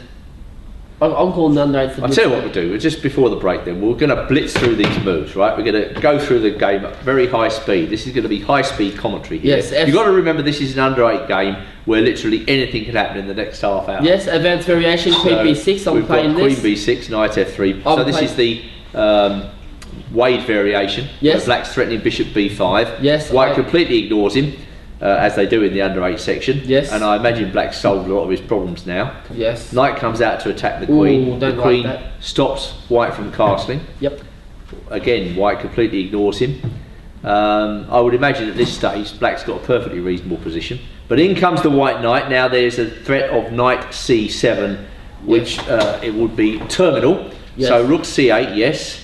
Castles, Knight takes D4, liquidating quite correctly. Black remembers it's high time to get some pieces out. Queen comes out to attack. Ooh, King F8. G7, and now this move King F8. So what was wrong with G6? Yeah, what is wrong with G6? Because I am a French player and I'm very, very, I know this position quite well. It's just unusual with the idea of all this. Maybe he just didn't like the idea of weakening his kingside dark squares. Yeah, but G6, I mean, you have to prefer that to King F8. So anyway, we can see why. So it's a bit speedy. We can see why that Black might be getting into trouble. Yep. So the knight retreats. Black can't resist. He chops off the bishop. Now the open F file down to F7. Knight comes out. Queen comes in. Ooh. Check. King G8. Rook F3. Queen C4. Black's desperate to get the queens off. White's not interested. Now, this position, correct me if I'm wrong, but is Black not a piece up? Yes. So, you'd think that Black was going to win this game, wouldn't you? With any decent... As long as he could get his rook out of jail on H8. If this was cylindrical chess, Black would win easily because that rook would come into the game and take the rook on A1. That's why. But unfortunately, it's normal chess.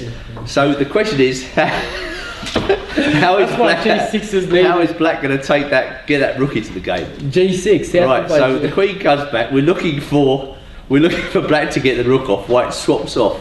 It's becoming even more mysterious how White managed to win this game. Oh. But as I say, the under 8 tournament has its own laws. E4. He grabs material. White goes to the cheapo. Yes. All the cheapo land. The cheapo is not landing. Rook comes to F4. I imagine Houdini will be showing this about -20 by this stage, but that doesn't worry the under-8s one bit. The rook comes to life. Now we're looking for the knight on h6 to come into the game. I imagine the Indian coach, if he's got any hair, the Russian coach would be tearing his hair out at this point. I reckon he'd be sending to Vladimir Putin or something like that after the game. Oh, this is just... Oh, Okay, this is nightmarish. Okay, I'm going to speed up this action because Black should be winning this hands down. Chopping off the pieces. There's more hoovering going on of the white queen side. How did Black fail to win this game? There must be some sort of major league cheapo coming up. Yeah, like h6 check or something. Well, if Black plays h6 check followed by g5, it's time for White to resign. But sure enough, Black is obsessed with taking material in this game, so he takes another pawn. White gets a check in. And he's picking up the pawn. Now we get a ridiculous position where White's actually winning. Because it is under 8. Look at this, the White king, here we go.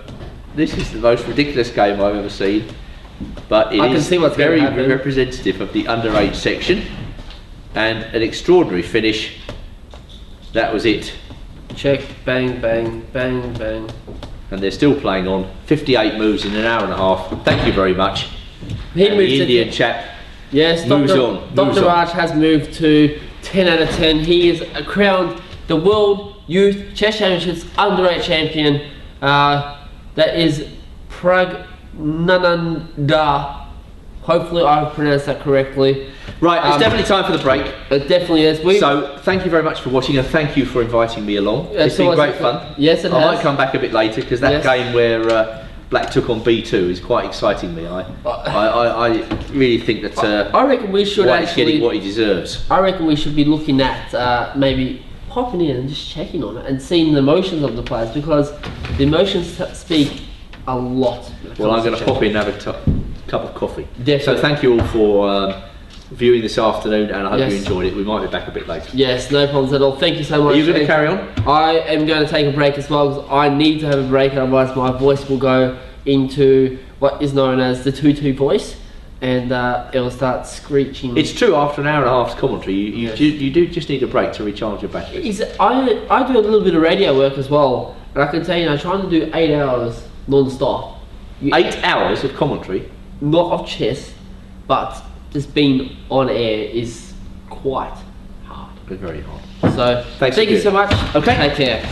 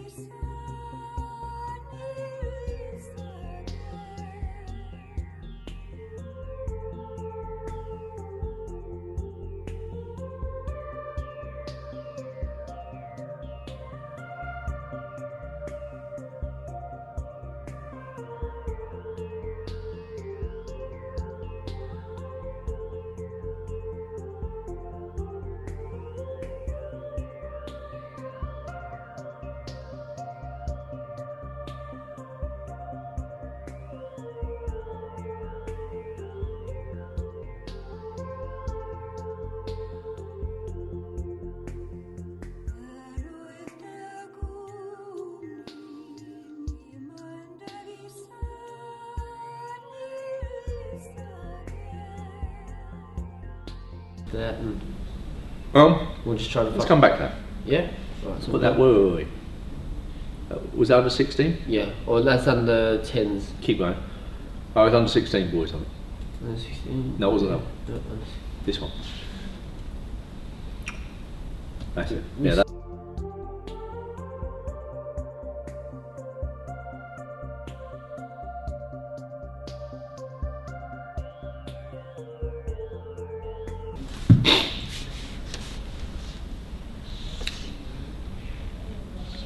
And yes, we are back here in the World Youth Chess Championships held here in LA for 2013. Remember, you can watch the coverage live via the official website at www.worldyouth2013.com and follow us on Twitter at WYCC2013. This is probably one of the most important things that you can do to keep us up to date and give us your feedback as well.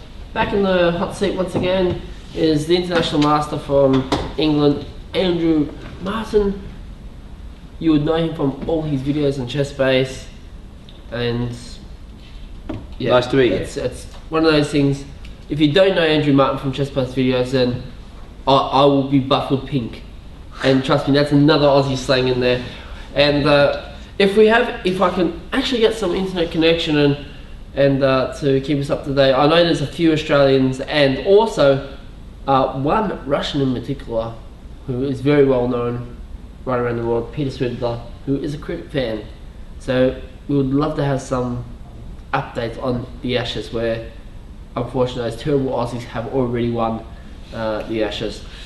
We're coming back here to this great game between the two IMs who are, much more stronger than me by at least 718 points. The two IMs, Kirill Alexenko and Murray Kathrikian from India. We left it with a very oddball Sicilian is probably the best way to put it.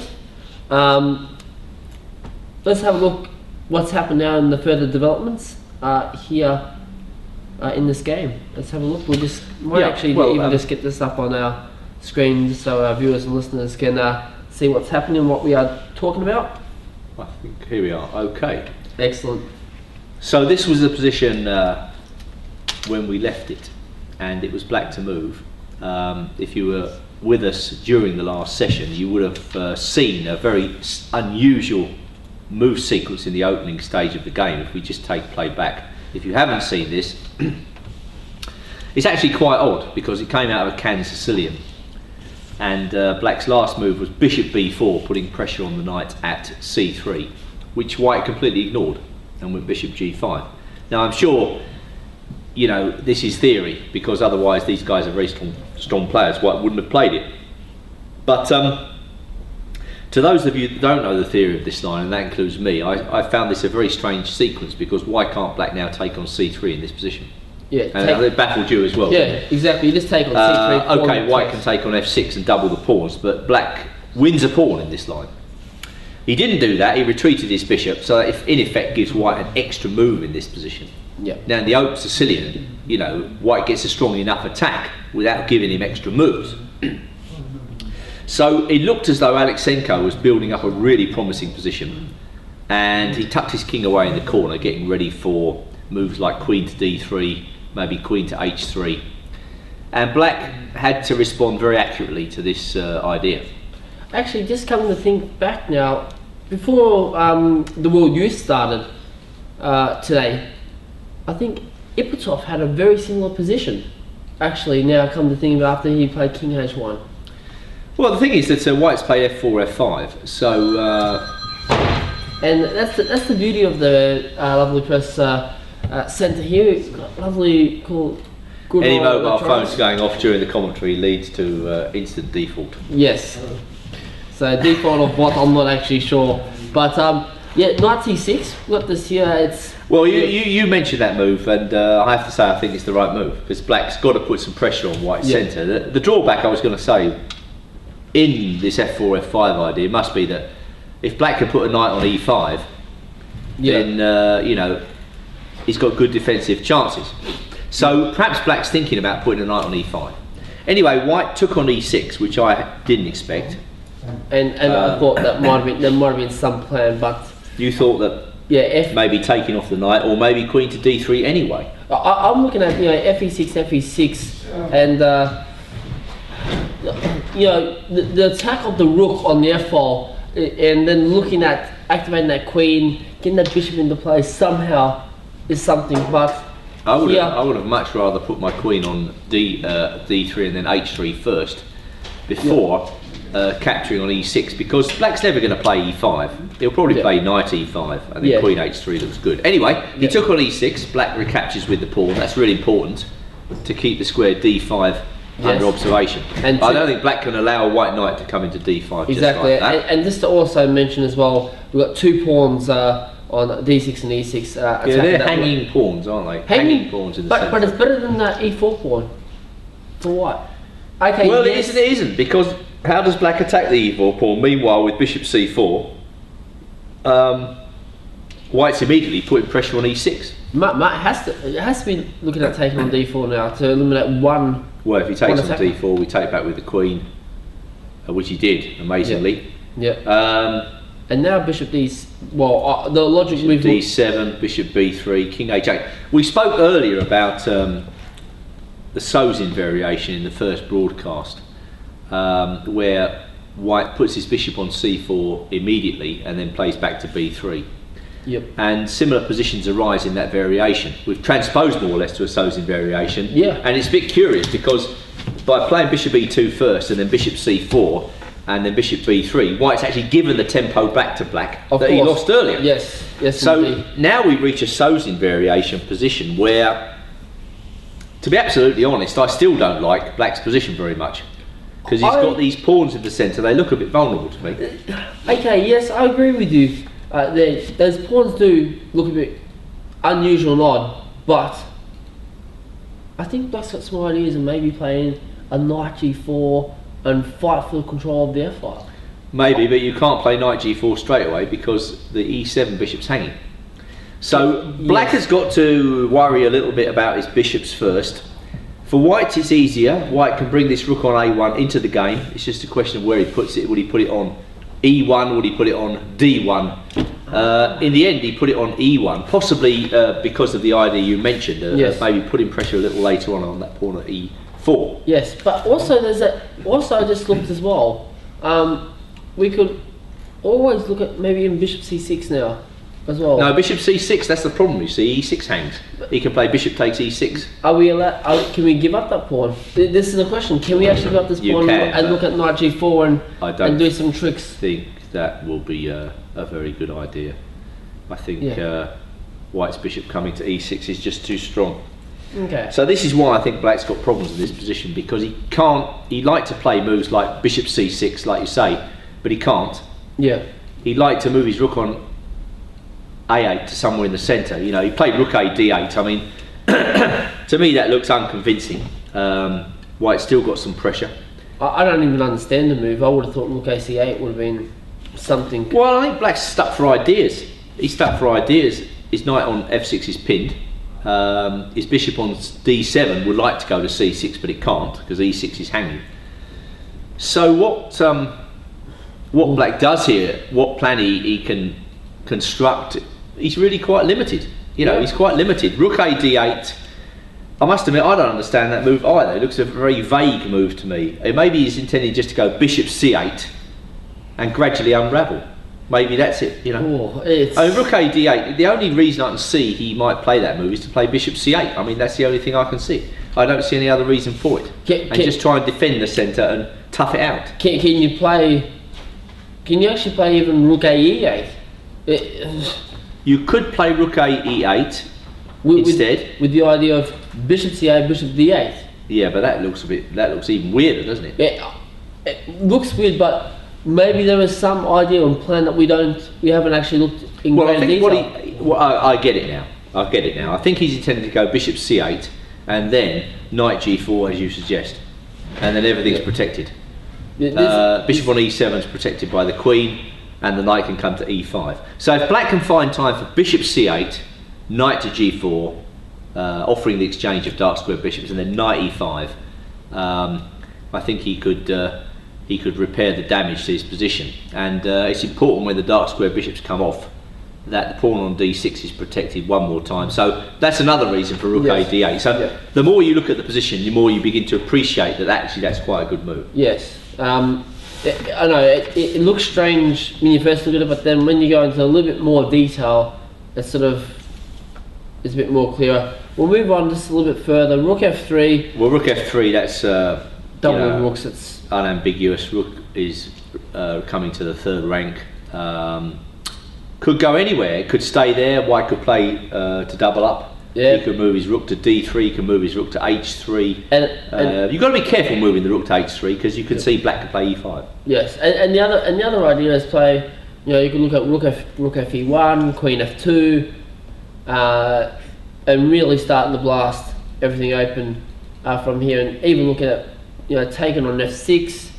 Say if pawn takes g4, g5, and march on and try and really blast open on the king side as well. Well, Black's going to take Black a bit of time to organise his position. So bishop c8, rook e f1, and that is the position we have in the game at the moment. Can Black get away with knight g4? This is the question. His plan was knight g4 and then knight e5. If Black can get the knight to e5, is there something wrong with knight g4 in this position? Can you not play e5 now with the idea of bishop g4? Yeah, I just don't like that move e5. I think giving white d5 on a platter like that, it's really it's asking for trouble. But knight g4 looks right to me somehow. But I'm trying to find what can Is there something wrong with that move? Yes. There is? I think after knight g4, can we not just play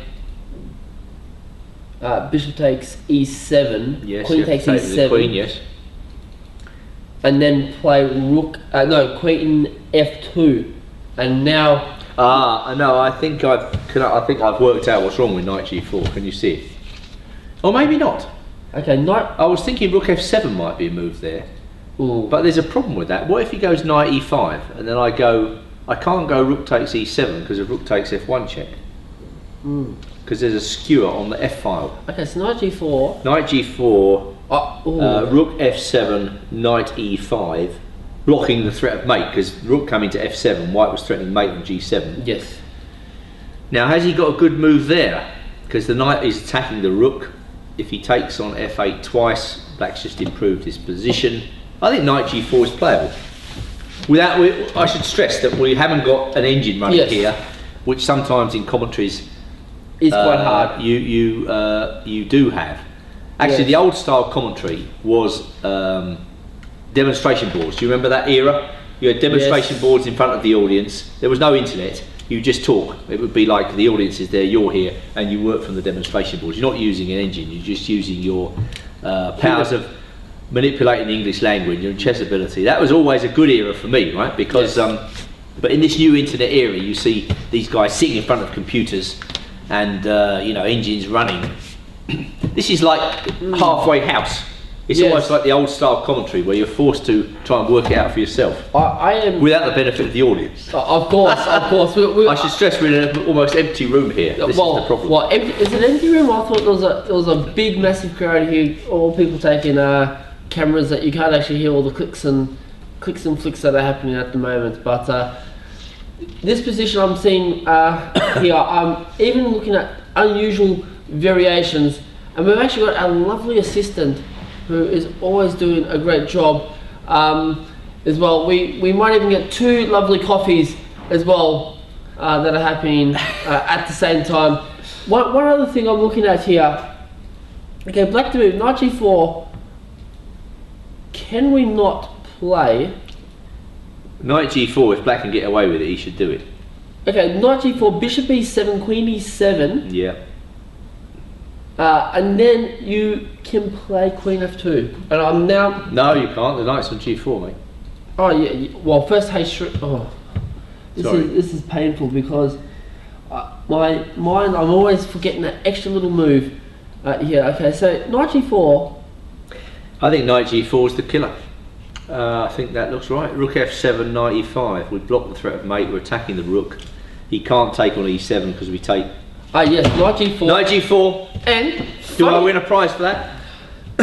yes, the ashes. 6 months free subscription to Chess Base magazine. How about that? Yes. I'm now trying to even work out.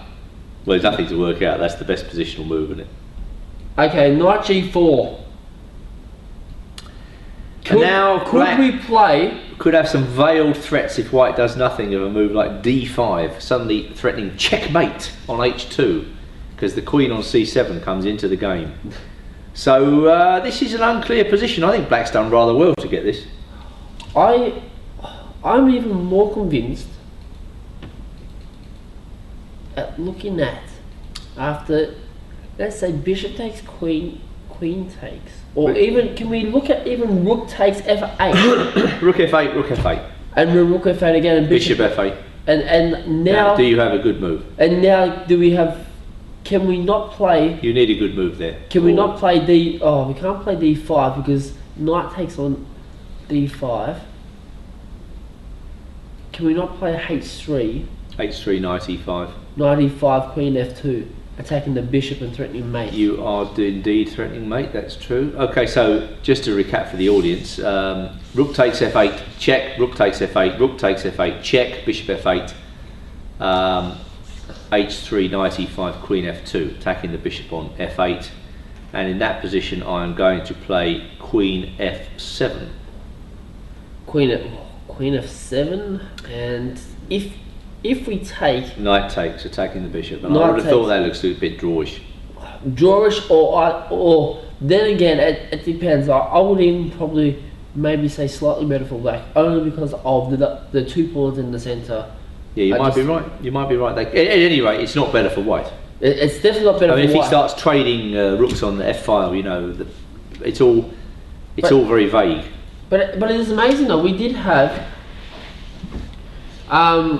actually have interesting news, and we actually do have also someone else that's just come into a lovely press conference, Andrew, and it was someone from the under 10 open section, and we believe it is, we can comfortably say, the new under 10 World Youth Chess Champion, Awanda Liang. We are going to try and find a seat somewhere along this Right, place. yeah, I can get up easily. We might even bring him over here into the little chair over here. I'll rearrange everything so he can come in. Come over here, Awanda Liang, who is the official under 10 World Youth Chess Champion. With 1 round to go. With 1 round to go. Please Fantastic. take a seat. Let's get him on the screen. Let's get him on the screen. Hopefully you are on the screen. Yes, you are. Okay, let's move over a little bit. We don't want you in the picture. No, I'm not that good, that's for sure. Yeah, there he is. Okay, good. Now there's the camera there. You see? If you look over there, they can see the whites of your eyes. So we're going to go into this game here, and we're looking at the Wonder Leon game where he just was really winning against the Kazakh player Droshev.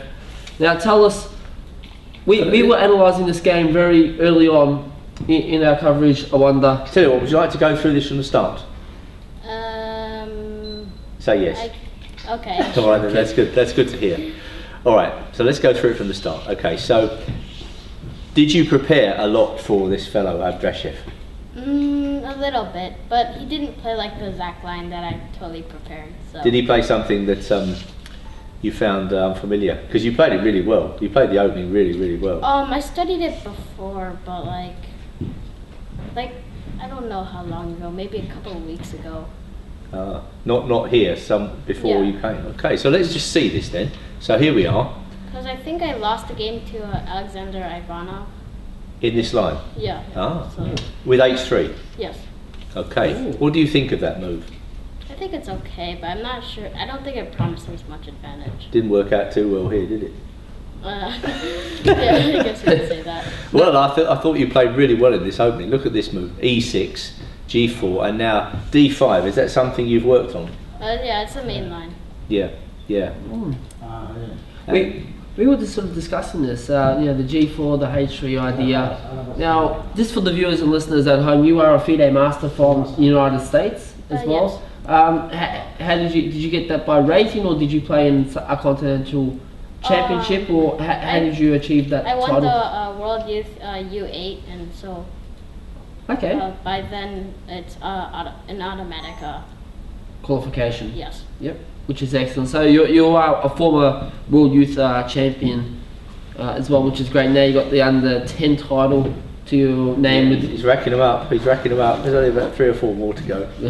Which is always good. But we're going to get back to this game. We want to go through with you. E5, knight FD7 looked the logical move here. Yeah, instead of E5, I think Krasada Unitsky played knight D2 here against me too. Knight DE2. Unfortunately, we can't move the pieces around like chess base here, so we can't go too deep into variations. And Knight DE2, is that a good move? I think it's another main line too. Were you surprised by E5? Yeah, it's like, I don't think it's a very good move. We couldn't figure out what White was doing with his bishops in this game. They look like big pawns. Yeah. we had our own little sayings, which are obviously a little bit we can't really mention in great detail what they were because it's just not appropriate for our audience as such. So. And already after Knight C6, aren't you very comfortable? Yeah. Have you got any suggestions to offer this guy? I mean, what should he do here? Because he seems to get into trouble really early. I think I looked at a game in this line. I think maybe F4 instead of Queen E2. Let's have a look. Just go back a second. Yeah. What, in this Queen position? E2, F4, and then after Queen H4, check King E2. I think that's the best White can get in this. In that case, let's try something else. That's the best White can get. Let's play 6 Bishop G5. How about that? Yes. So yeah, he probably doesn't want to play E5. I don't think he probably considered F4 for a minute, did he? Would you like to play F4 in this position? I think it's actually okay, even though the computer says like, I don't know, minus 0.5 or something. Is that right? It looks terrible. The king on E2 looks ridiculous. Okay, well I can understand why he didn't do that. Okay, so now, I know you've got a nice game, haven't you? You've got a very nice game here. Yeah. I think after this, I think I'm at least equal already. Oh, you're very pessimistic. We thought you had a great game here. We thought you were better. I guess I am. I think your next move's really good. That's a really good move, isn't it? A5. Yeah, I think so. What were you planning? Just to put the bishop on A6. I think if he plays castles in F4, he might be okay. Yeah, but he could never do that, could he? Yeah. You stopped him with that move. Yes. And that was why it's such a good move. And that's why it's one to England, 0 to Australia in regards to A5 here. Yes, you fell into that classic trap Bishop A6 in the commentary. We were talking about this earlier, yes. So he fell straight in for that. Yes. So anyway, then he had put this big pawn on f4, which actually it got bigger as the game went on, and it came back to g3. And you played this excellent move a4, and I thought, well, he's got to play a3 in this position to stop your pawn. Don't you think so?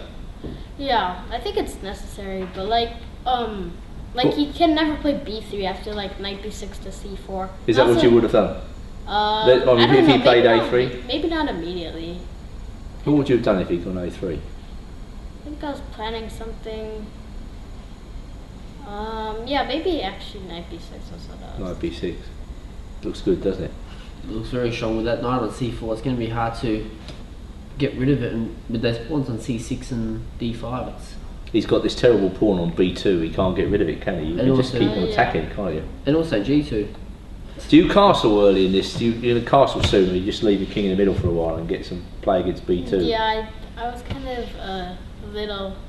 I didn't really like my king position very much. But he can't get it, can he? Yeah, but still, just in case. And I think casting isn't the most important thing here to do.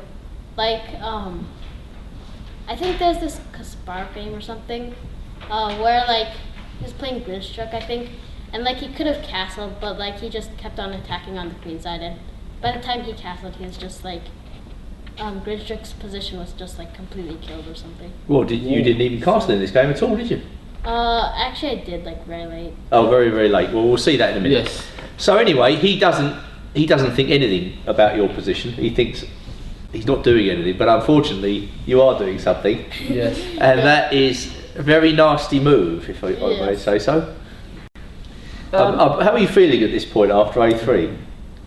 I was wondering what in the world he was doing, because So are we. It looked like he was just getting killed or something. He is getting killed. What can he do? Well, Yeah. Did you see any move from here? No. I think actually the move he played, that was pretty good here. Castling.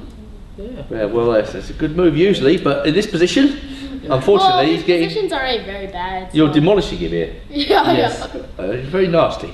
One question I really want to ask you is, this must be the most dream game to have, in terms of to become world champion of the world youth for under 10s. Tell us your feelings at the moment now you've secured the title.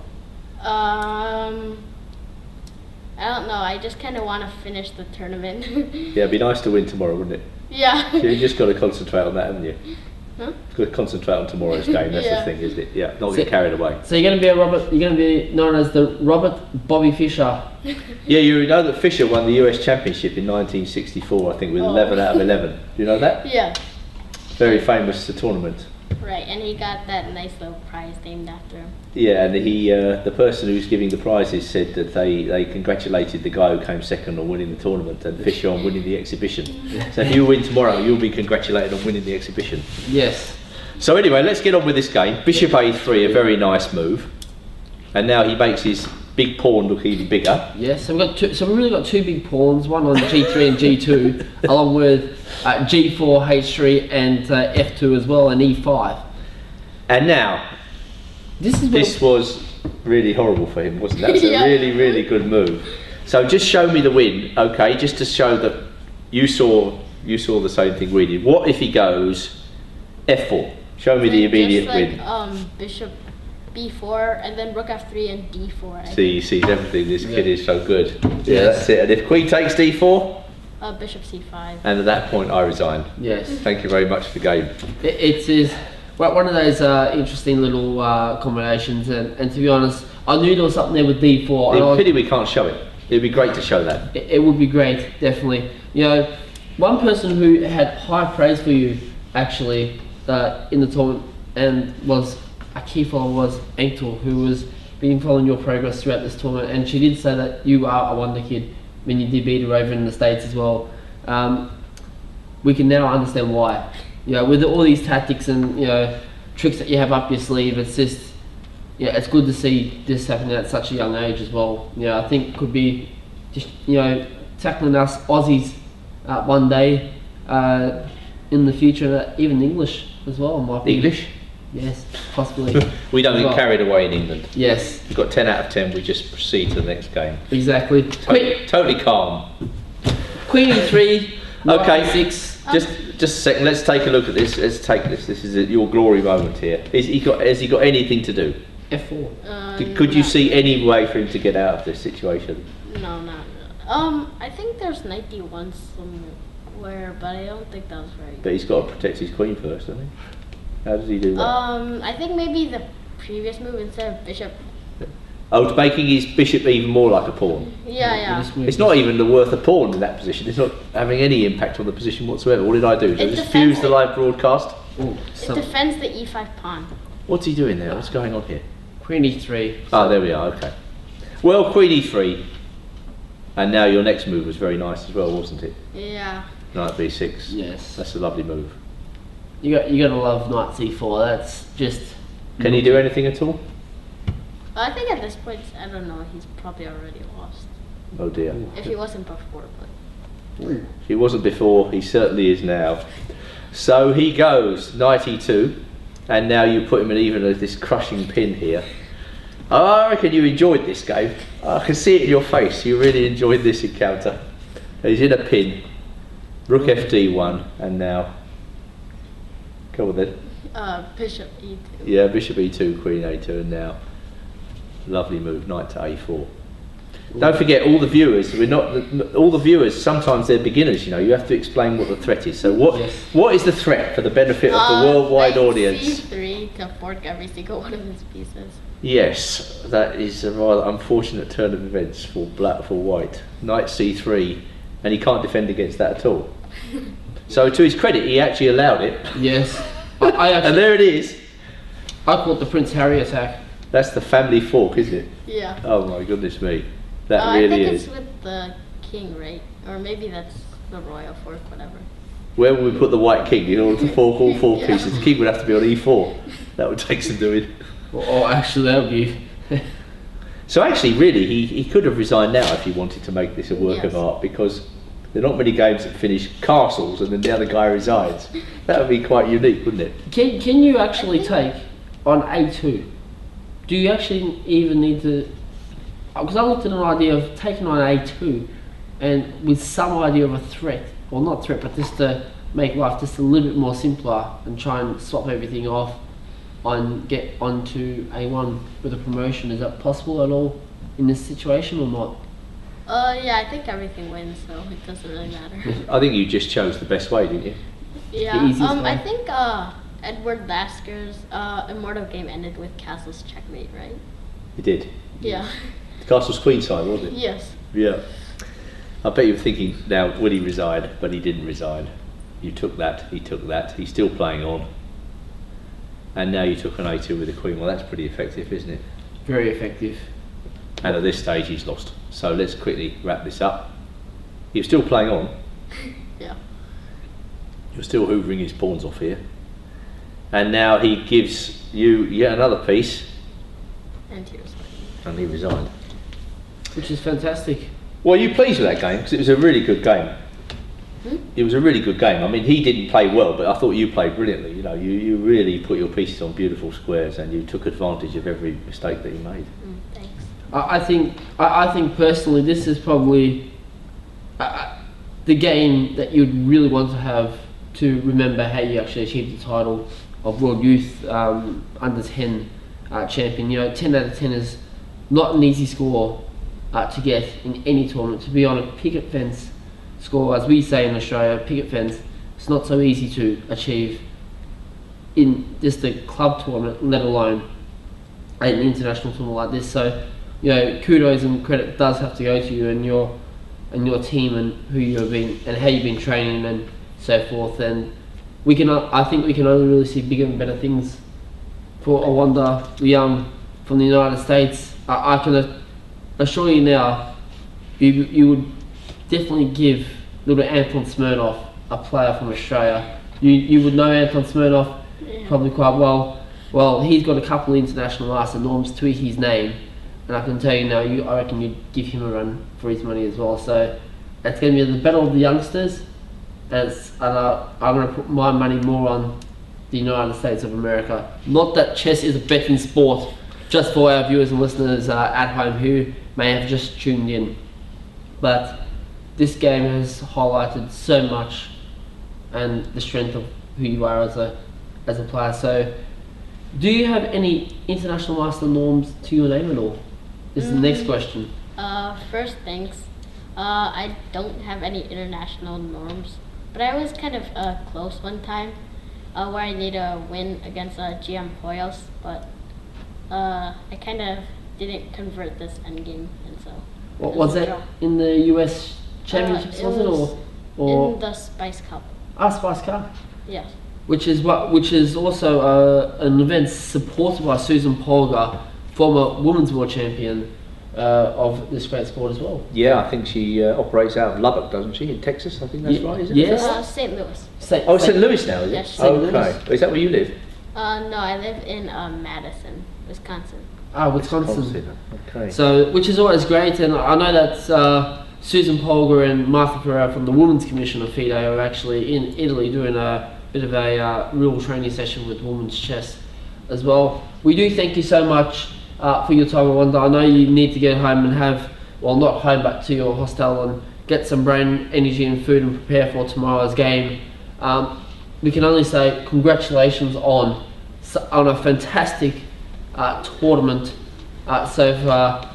Your feelings, I know that they must be racing through you like as if you've just beaten Kasparov in 10 moves or something like that. It's always a great I'm not sure Kasparov would have put his bishop on f4 like that. Yes, or even bishop g3 and allow bishops to be taken. So congratulations on the world title. There is only one other player who... Is that your dad?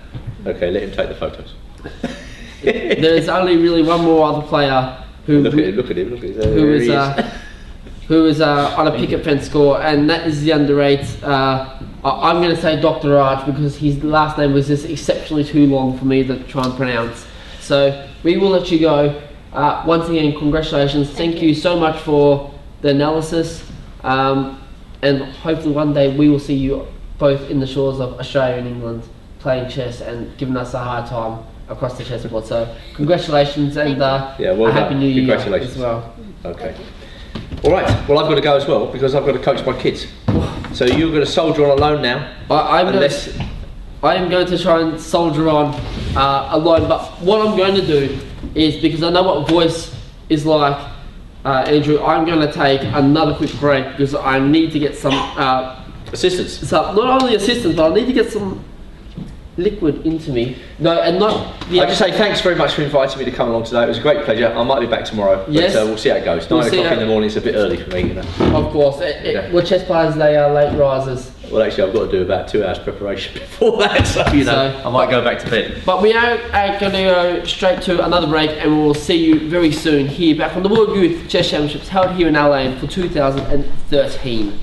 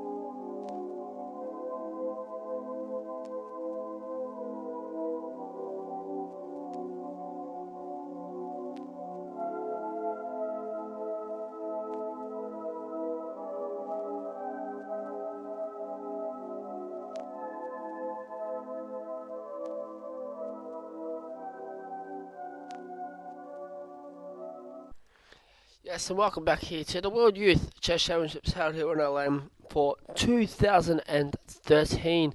It is round 10 action, and we're going to get through some of the results that are either coming through or very close to doing so. Okay, so we've got two world champions already.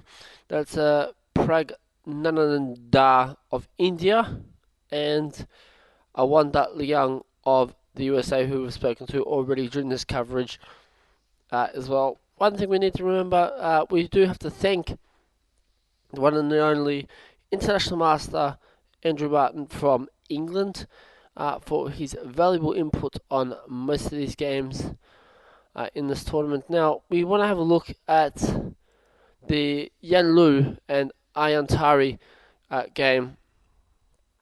We're going to try and get this back up and racing. Where we left it after move 6.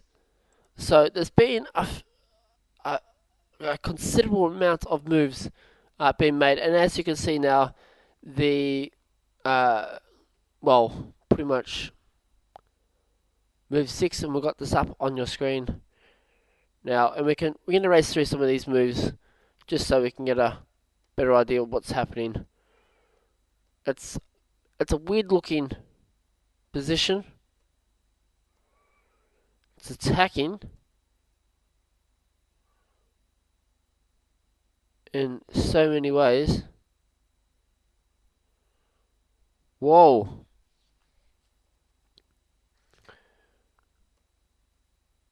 It is very interesting to see this type of stuff. We might see a win here from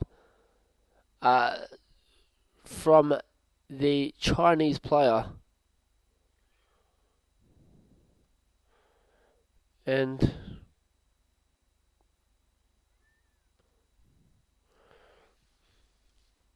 it is very interesting to see. We're not sure of the result.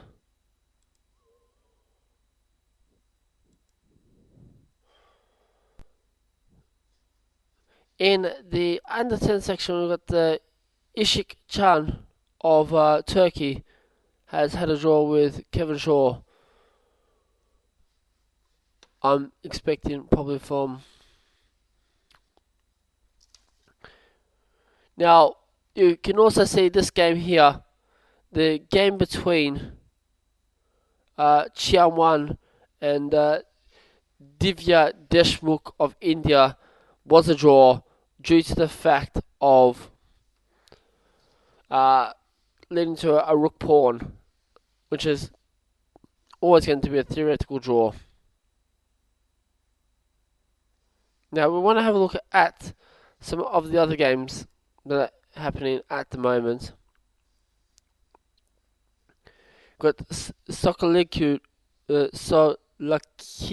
of Greece and Vezanina playing off on the top board here, looking quite tough. I want to mention also of the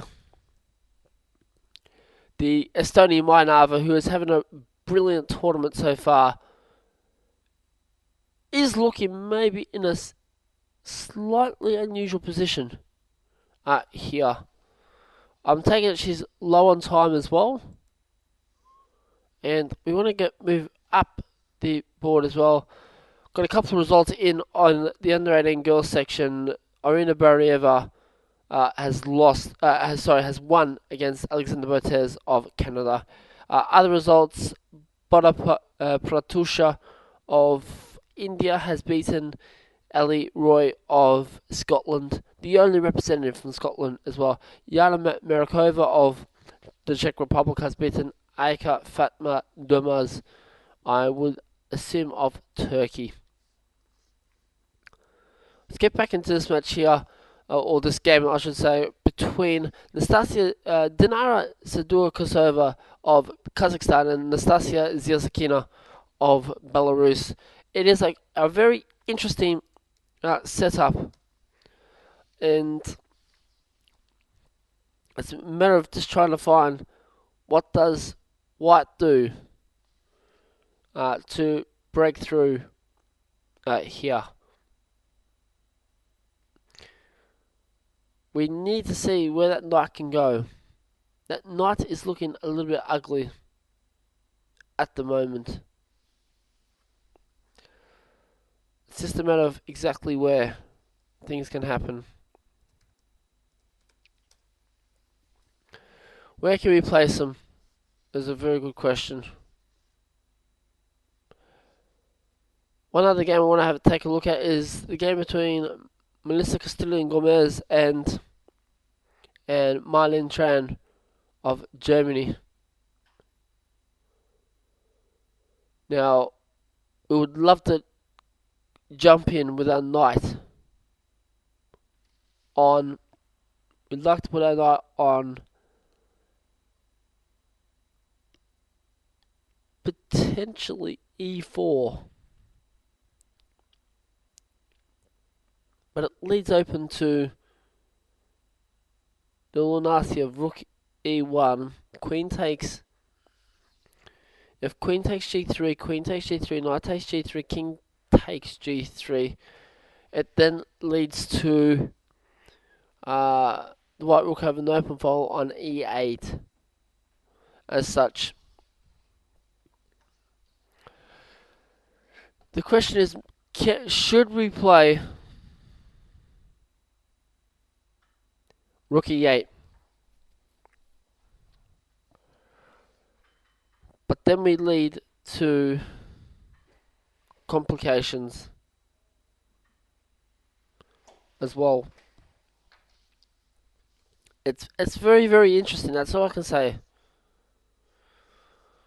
In under 16 girls, Irene Nicholas Zapata has won against Ani Harutunian, and Tiana Blagojevich of Montenegro has beaten Renera Fyodosenka as well.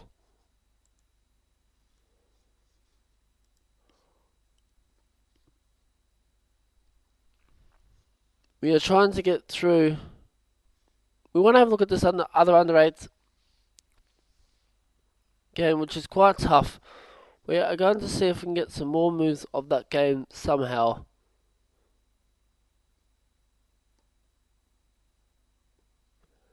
It is very, very interesting.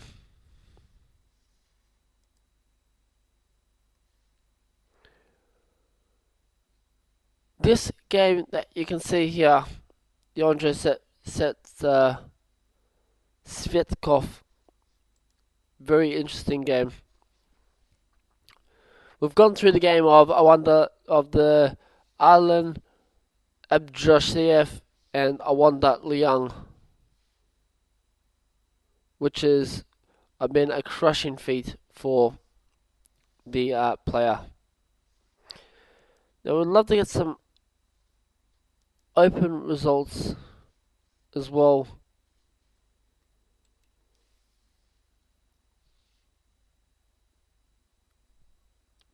This is a very interesting game. We've got plenty of moves that can be done.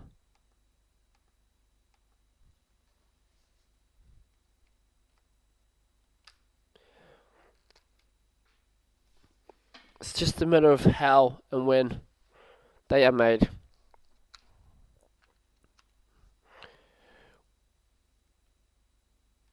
We are trying to get up some other results for you as soon as they come in. But as you know, everything can be a little bit difficult at times as well. So it's just a matter of how to get things in progress. So we are looking at this game. I'm looking at it very cautiously. So we might just we'll just go into a bit of a deep thought for the next minute or two. So stay tuned with us. Don't run away at all. And we'll just go into a bit of a deep thought and working out what can be done here in this game between Melissa Castillo Gomez and Marlene Tran from Germany.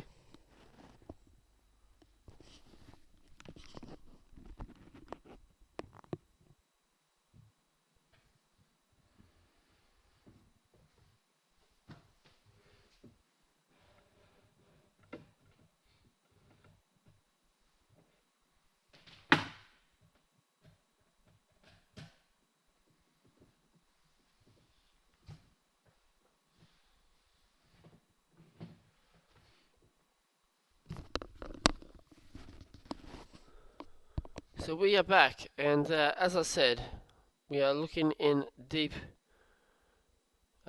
ways of uh,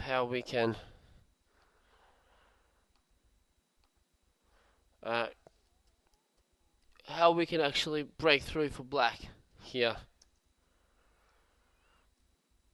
A system of what we can do.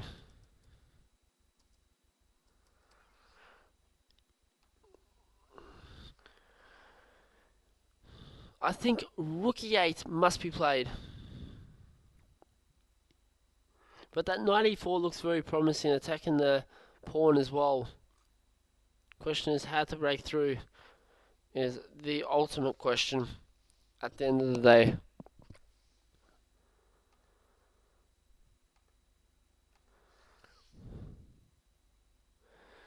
It's very, very interesting to see.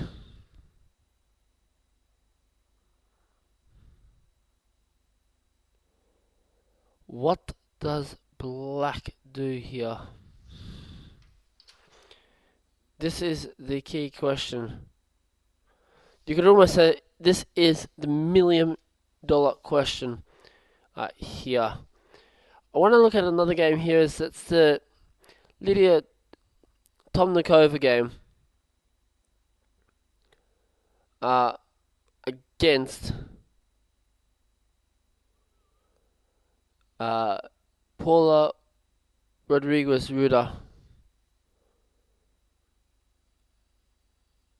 It should be interesting. Can we play rook check? I'm thinking, can we play rook check?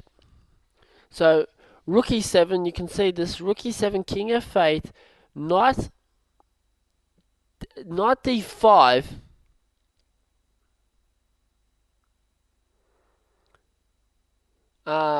Threatening on f6. No, g6. Check with the idea of playing king g8 and rook g7 checkmate. It is an interesting concept. Can this break through?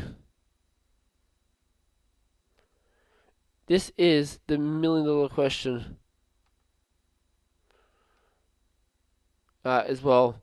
I don't think they can, but anything is possible. Anything is possible, and we need to check out all possibilities. Can we play?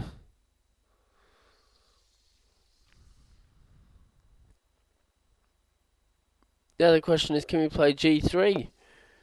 Pawn takes g3, knight e3.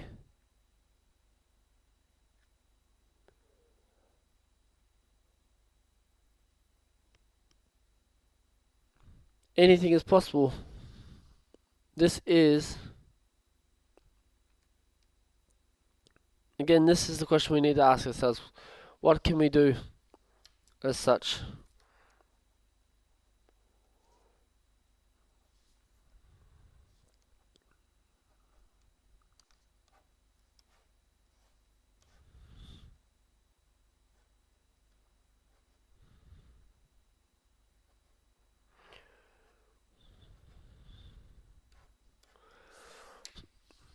This is a very interesting game here.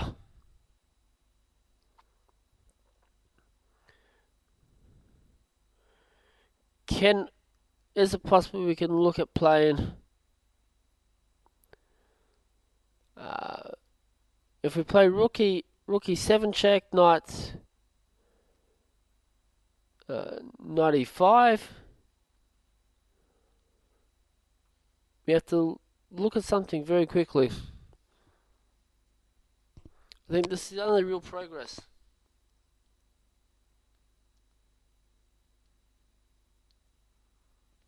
Here for white.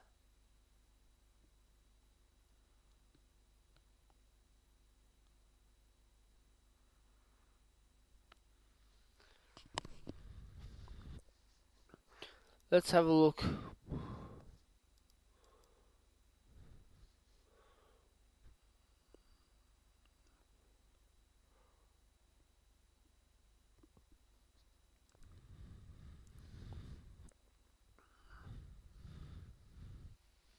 we've got to this very strange ending of two rooks versus a queen.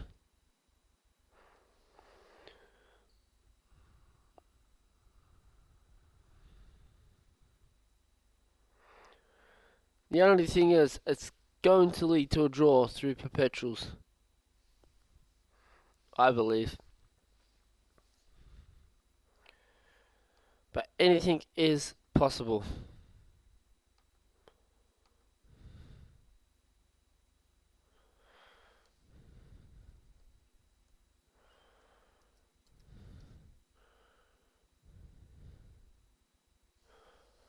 Anything is possible here. We just need to check all variations. What's actually happening.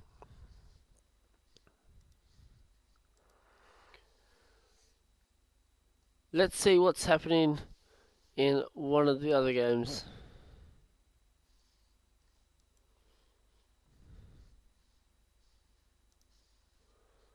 Let's have a look.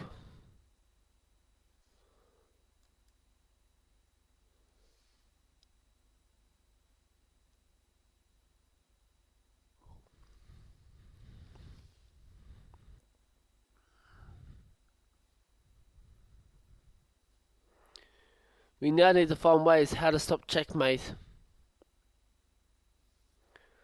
on either h7 or g8.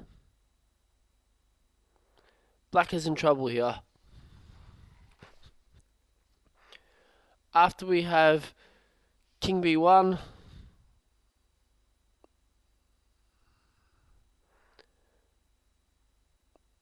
ooh,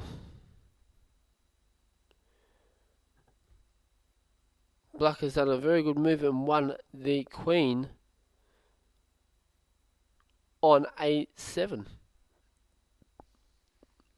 So it looks like the Polish girl has beaten the Russian Anna Stiaskina.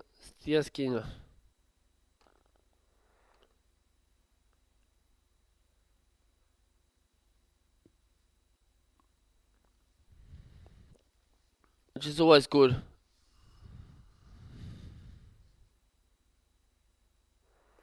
This is in the under 16 girls. So Lakidu of Greece has beaten Anna Vaznina of Russia.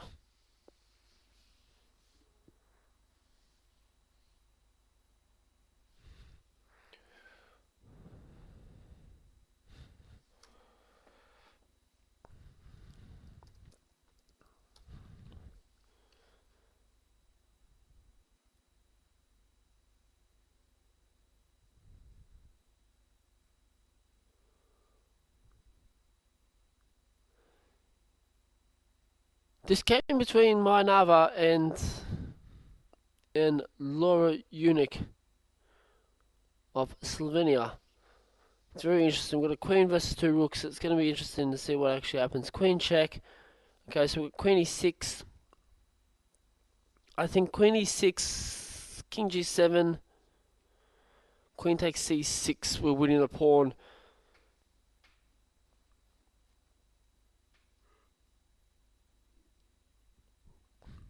But is it enough? This is the question.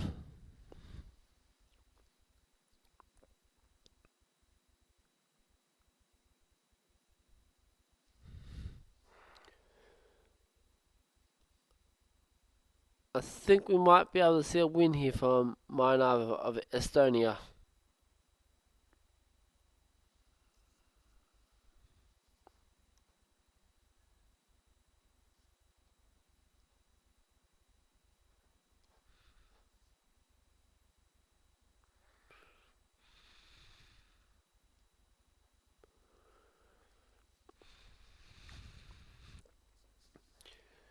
Other results that we need to know on the top end. Mamadzada of Azerbaijan has won as well against the USA player Agata Boykovsev of the USA. Abdusatrov Turova of Uzbekistan has beaten Mammadova of Azerbaijan on board 2. Let's have a look at the under 18 girls. We're all interested in this game. Hasn't been too many moves after King B1. We're not sure exactly what is happening here in this game. So, and the other under 18 result we are interested in is this game. We're not sure exactly what is happening there as well. We may very well just quickly take a break, see what's happening in some of the under 18 games live for you, and we'll be right back straight after this.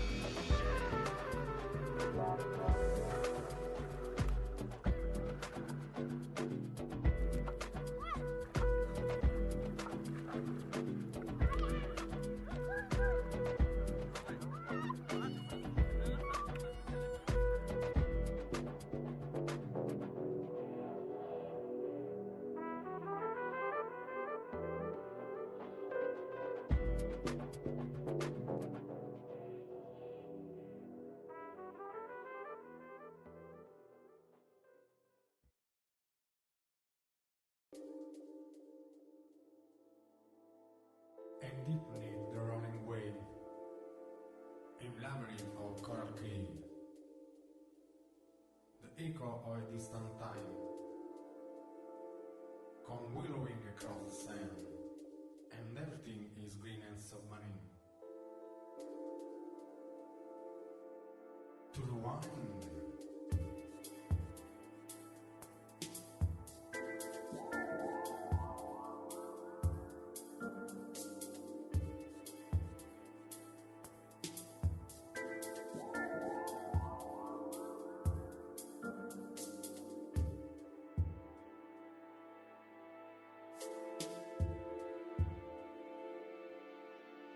and no one showed us the land, and no one now were wise. But something said, and something tries, and startling toward light.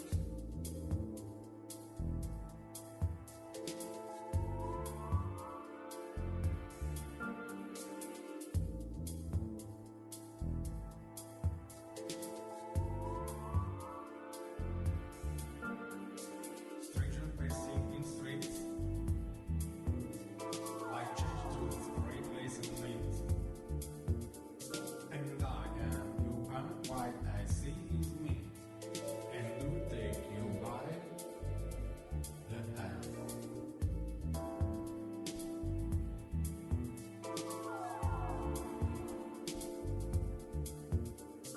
And lead you through a plan. And let me understand best I can.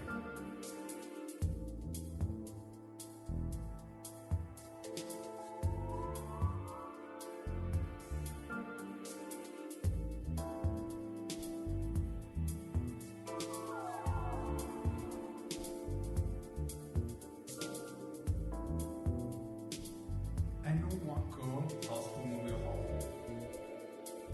And no one falls down or rise. And no one speak, and no one tries. And no one fight around the sun.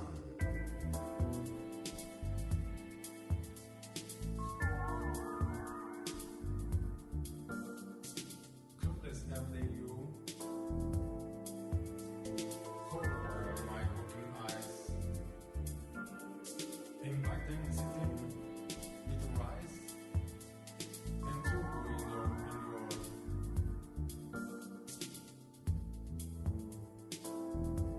come streaming in like wine. And me and bright ambassador of morning.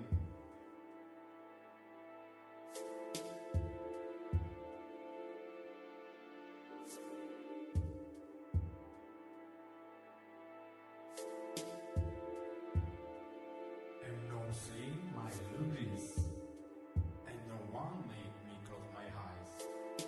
And so I throw windows wide and call to you across the sky.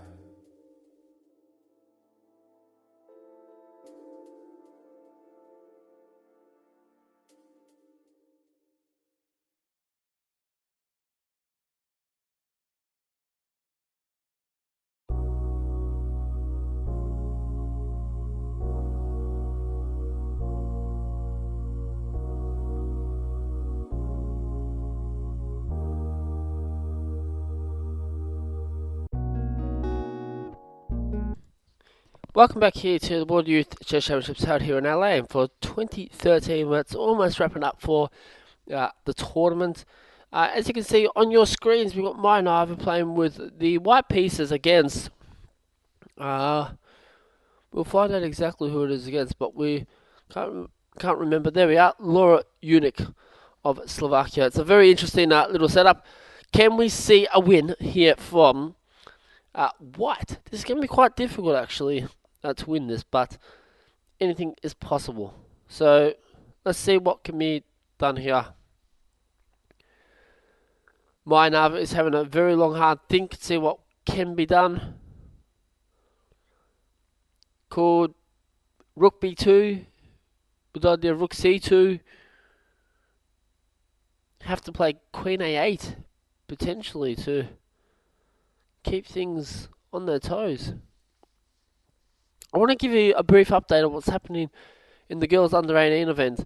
Okay, in the game of Lydia Tomnikova and Paula, in this game here, we've got some more update and it's been refreshed. As we can see, it's still a very interesting result. Some other results that are happening, for those who can't see this lovely diagram that's been held here, that is the current position. I'm going to predict that it is a win for the Russian after we simply look at not so much this. We're going to just refresh this page while we get everything happening. After we get this, knight check, king takes f5, and this will be all over. And I'm going to say that it is a win for white, and this would, because after king takes f5, if we play knight takes b4, we've got this lovely thing called knight check on e4, king e7, I would suspect, and those pawns will start marching forward. Such other results: Hanna Marie Kleck from Germany has lost to Sabina Ibrahimova of Azerbaijan. Although this makes up for it though, the German player Feliz Osmanov has beaten Susanna Gaboyan. Andre Cristina Navrotescu from France has beaten Katerina Michel. Amalia Aranz Murillo of Spain has beaten Maria Lex. And that is the main results that are happening at the moment. If we can get some under 18 boys action happening, been a draw on board too with Daniel Naroditsky and Hovhannes Gabuzian. We don't know the exact game, but we're going to hope to get some more results. Also been draws with Kasper Drozdowski and Zhong Hama. This would have to make Zhong Hama almost close to that international master title very, very soon, I reckon. Okay, let's have a look. Is there anything else that's happened? Alexander Botnuk has beaten Maxim Lugovsky. Been a draw with Maxim Chigayev and Surivabayev as well. So, results are coming in quickly and fastly. Lena Bivol is in a little trouble, I think, playing with the black pieces. Can we play? The question is, can we actually play rook takes b3, bishop takes b3, rook takes b3, rook a4, rook b5, and get our king into action a little? This could be a little interesting to see.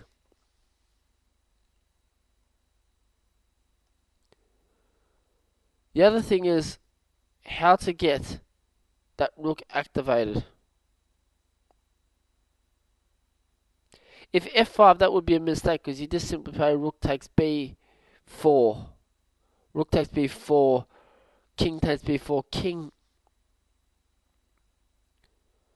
h5. King c3. And then you'd follow by g4. And you'd almost allow for them to take. And that would lead to a draw.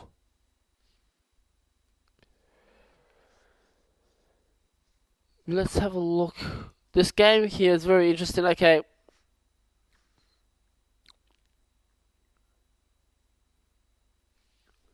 This pawn is marching on forward. I think this is going to lead to a draw after knight takes h4. This would be leading to a draw. After knight takes h4, king takes h4. King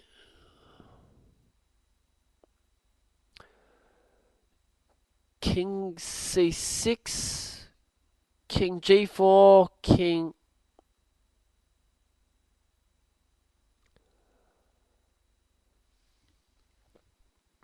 And then if king c6, king g4, king b5, knight d3. If we play king c4, we've got king f4. And if we take the knight, we have b5, king c4, b6, and white would actually win this.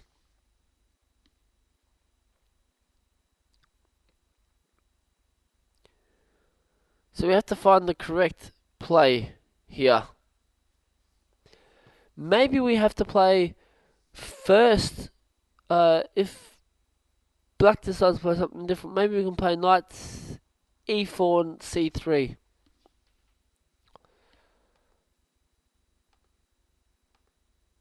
It is a possibility.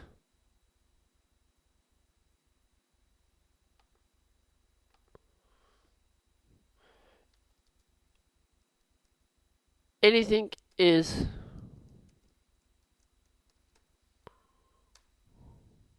a possibility here.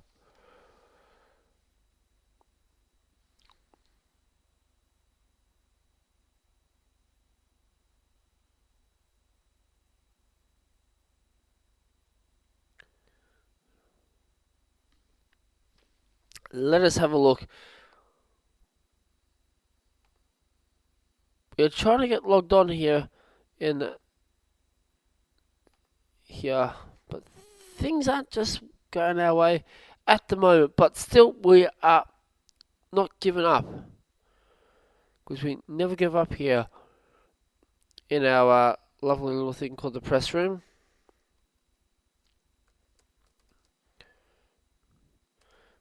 We like to soldier on, as they say. Let's continue to have a look. This interesting game between Melissa Castillo Gomez and Mylene Tran has eventuated into something. And the question is what?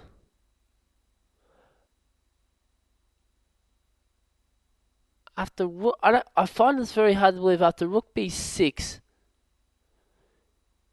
am I missing something here?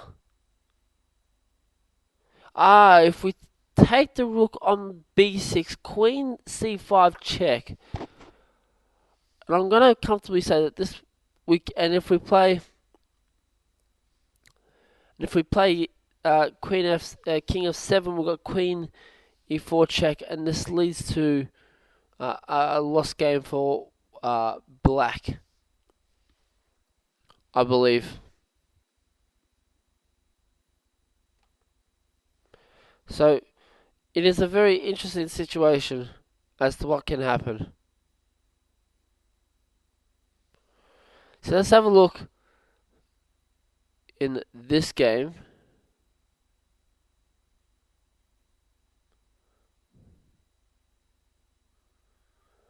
We've got some tricks that are happening. I think maybe we are looking at something like something to the nature of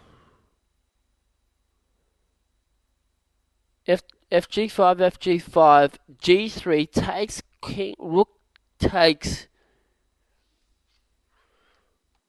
and looking at some very suspicious move here. The game that's of more interest to me is the Lydia Tomnikova and Paula Rodriguez Ruda of, I'm not actually sure where she's from, but it is definitely a Spanish or Colombian name of some sort.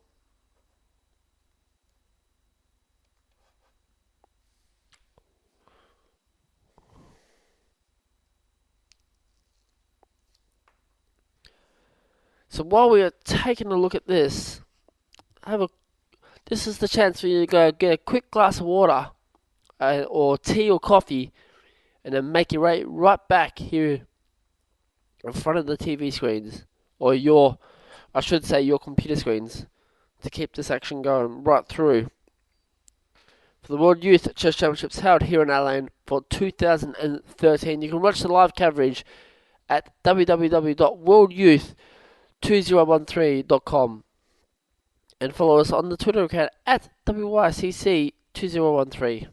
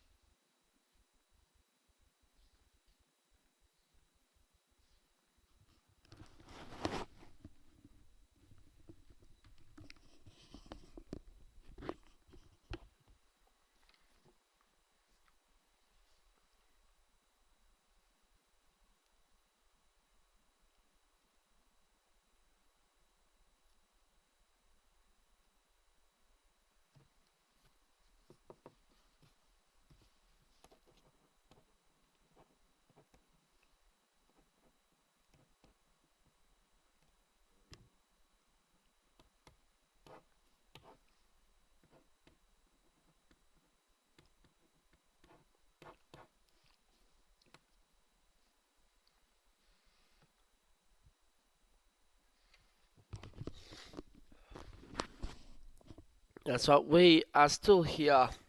We haven't really moved away, we've just been watching around at this game.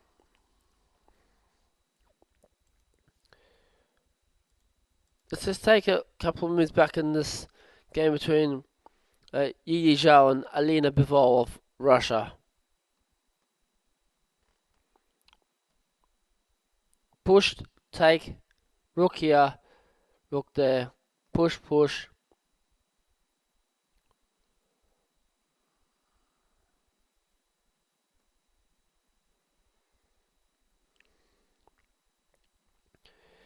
Can we not look at, in this game, b2 followed by b1? And no, we're not talking about bananas and pajamas here either. I know a lot of people will be thinking b1 and b2, but no, unfortunately, that is not the topic of choice here in the press centre.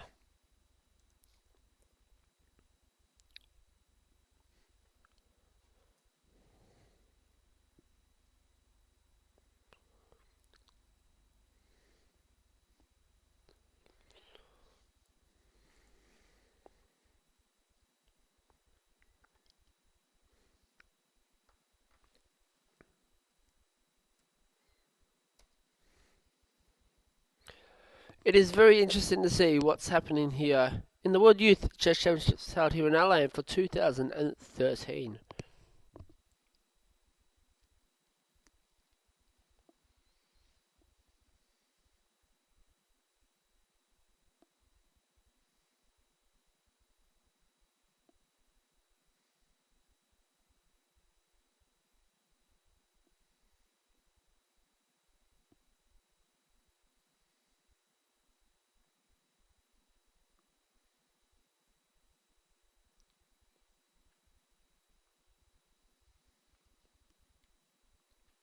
We have seen a draw being made. That's right. Again, we've seen a draw being made by Puyodani of Iran against the top seed George Corey of Peru.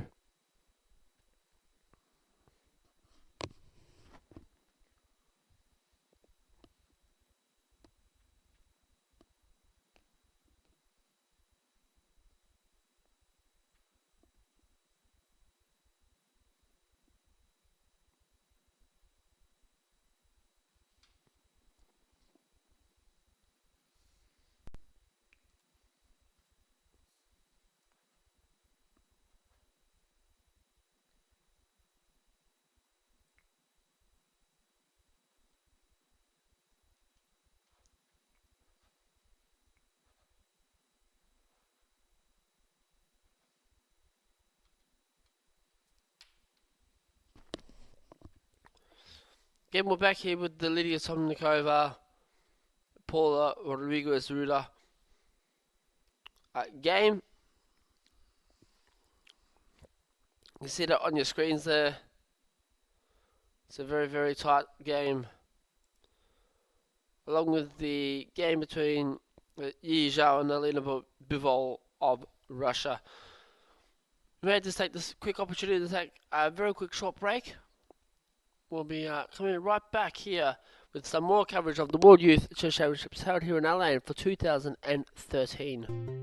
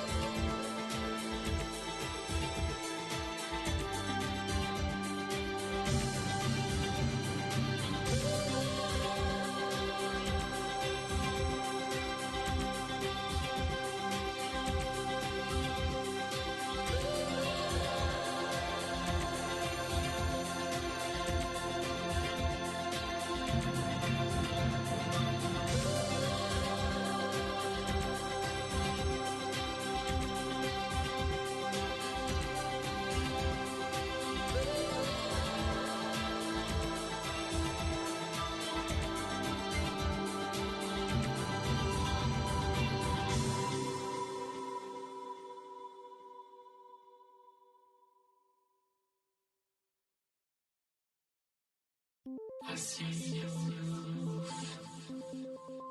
I see you. I see you. I see you. I see you. I see you. I see you.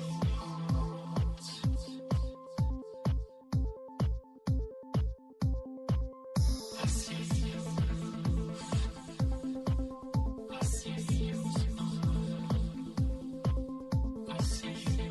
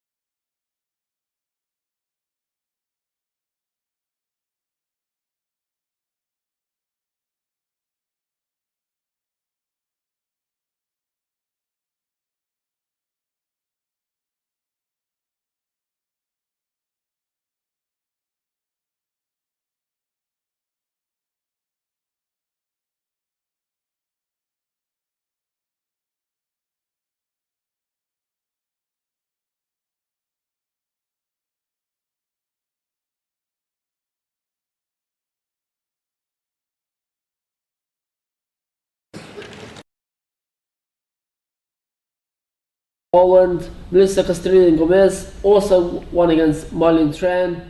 Marina Berieva is still playing against Jay Serena, which we'll have a look. And we did report earlier that Ali Roy of Scotland has beaten Bada Patrusha of has lost to Bada Patrusha of India.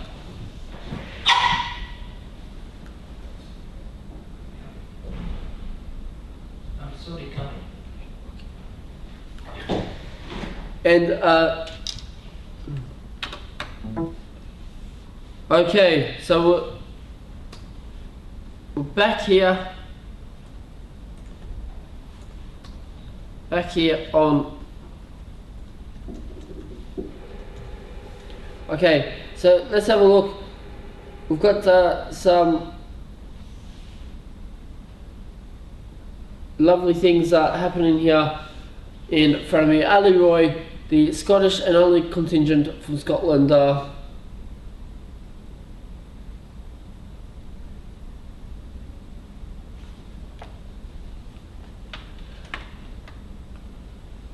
okay, so as we can see, one of the great things that we can say that we can experience here is the great thing is called little difficulties with technology, but that's okay, I don't mind.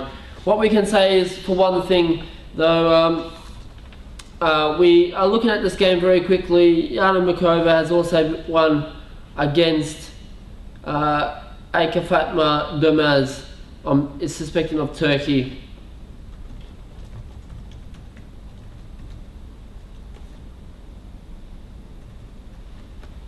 So that is really wrapping up the under 18 girls.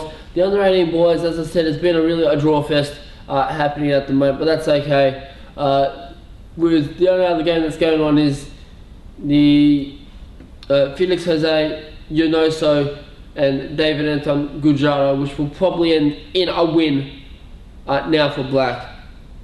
Pawn is going to be promoted, can't be stopped. It is game over. I can't see any other tricks that can happen here.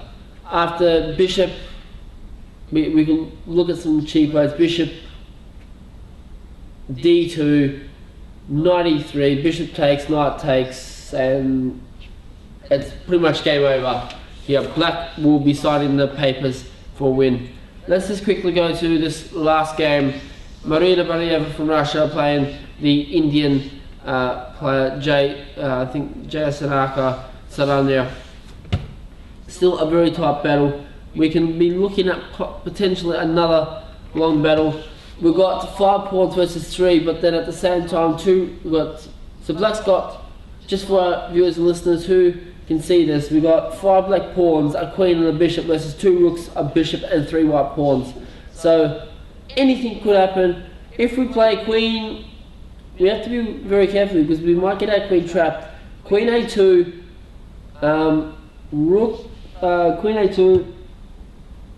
We can't play rook C2 due to the fact that queen takes C2 and it's game over very quickly. I'm going to say that I'm going to predict that black is going to have a quick win here on this board. Having said that though, we are going to be wrapping this up very, very soon, probably within the next couple of minutes of round 10 coverage here at the World Youth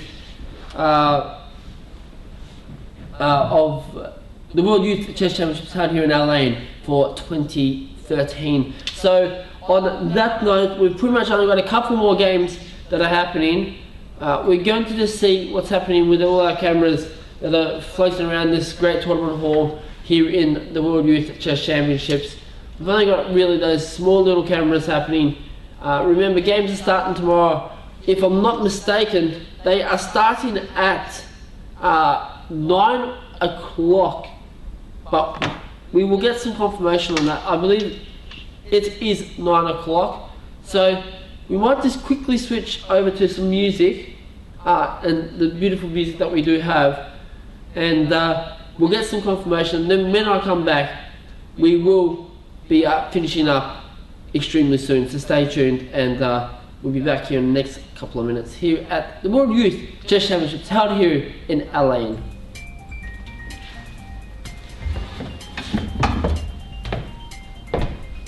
Give me 1 second, Mal. I'm just gonna find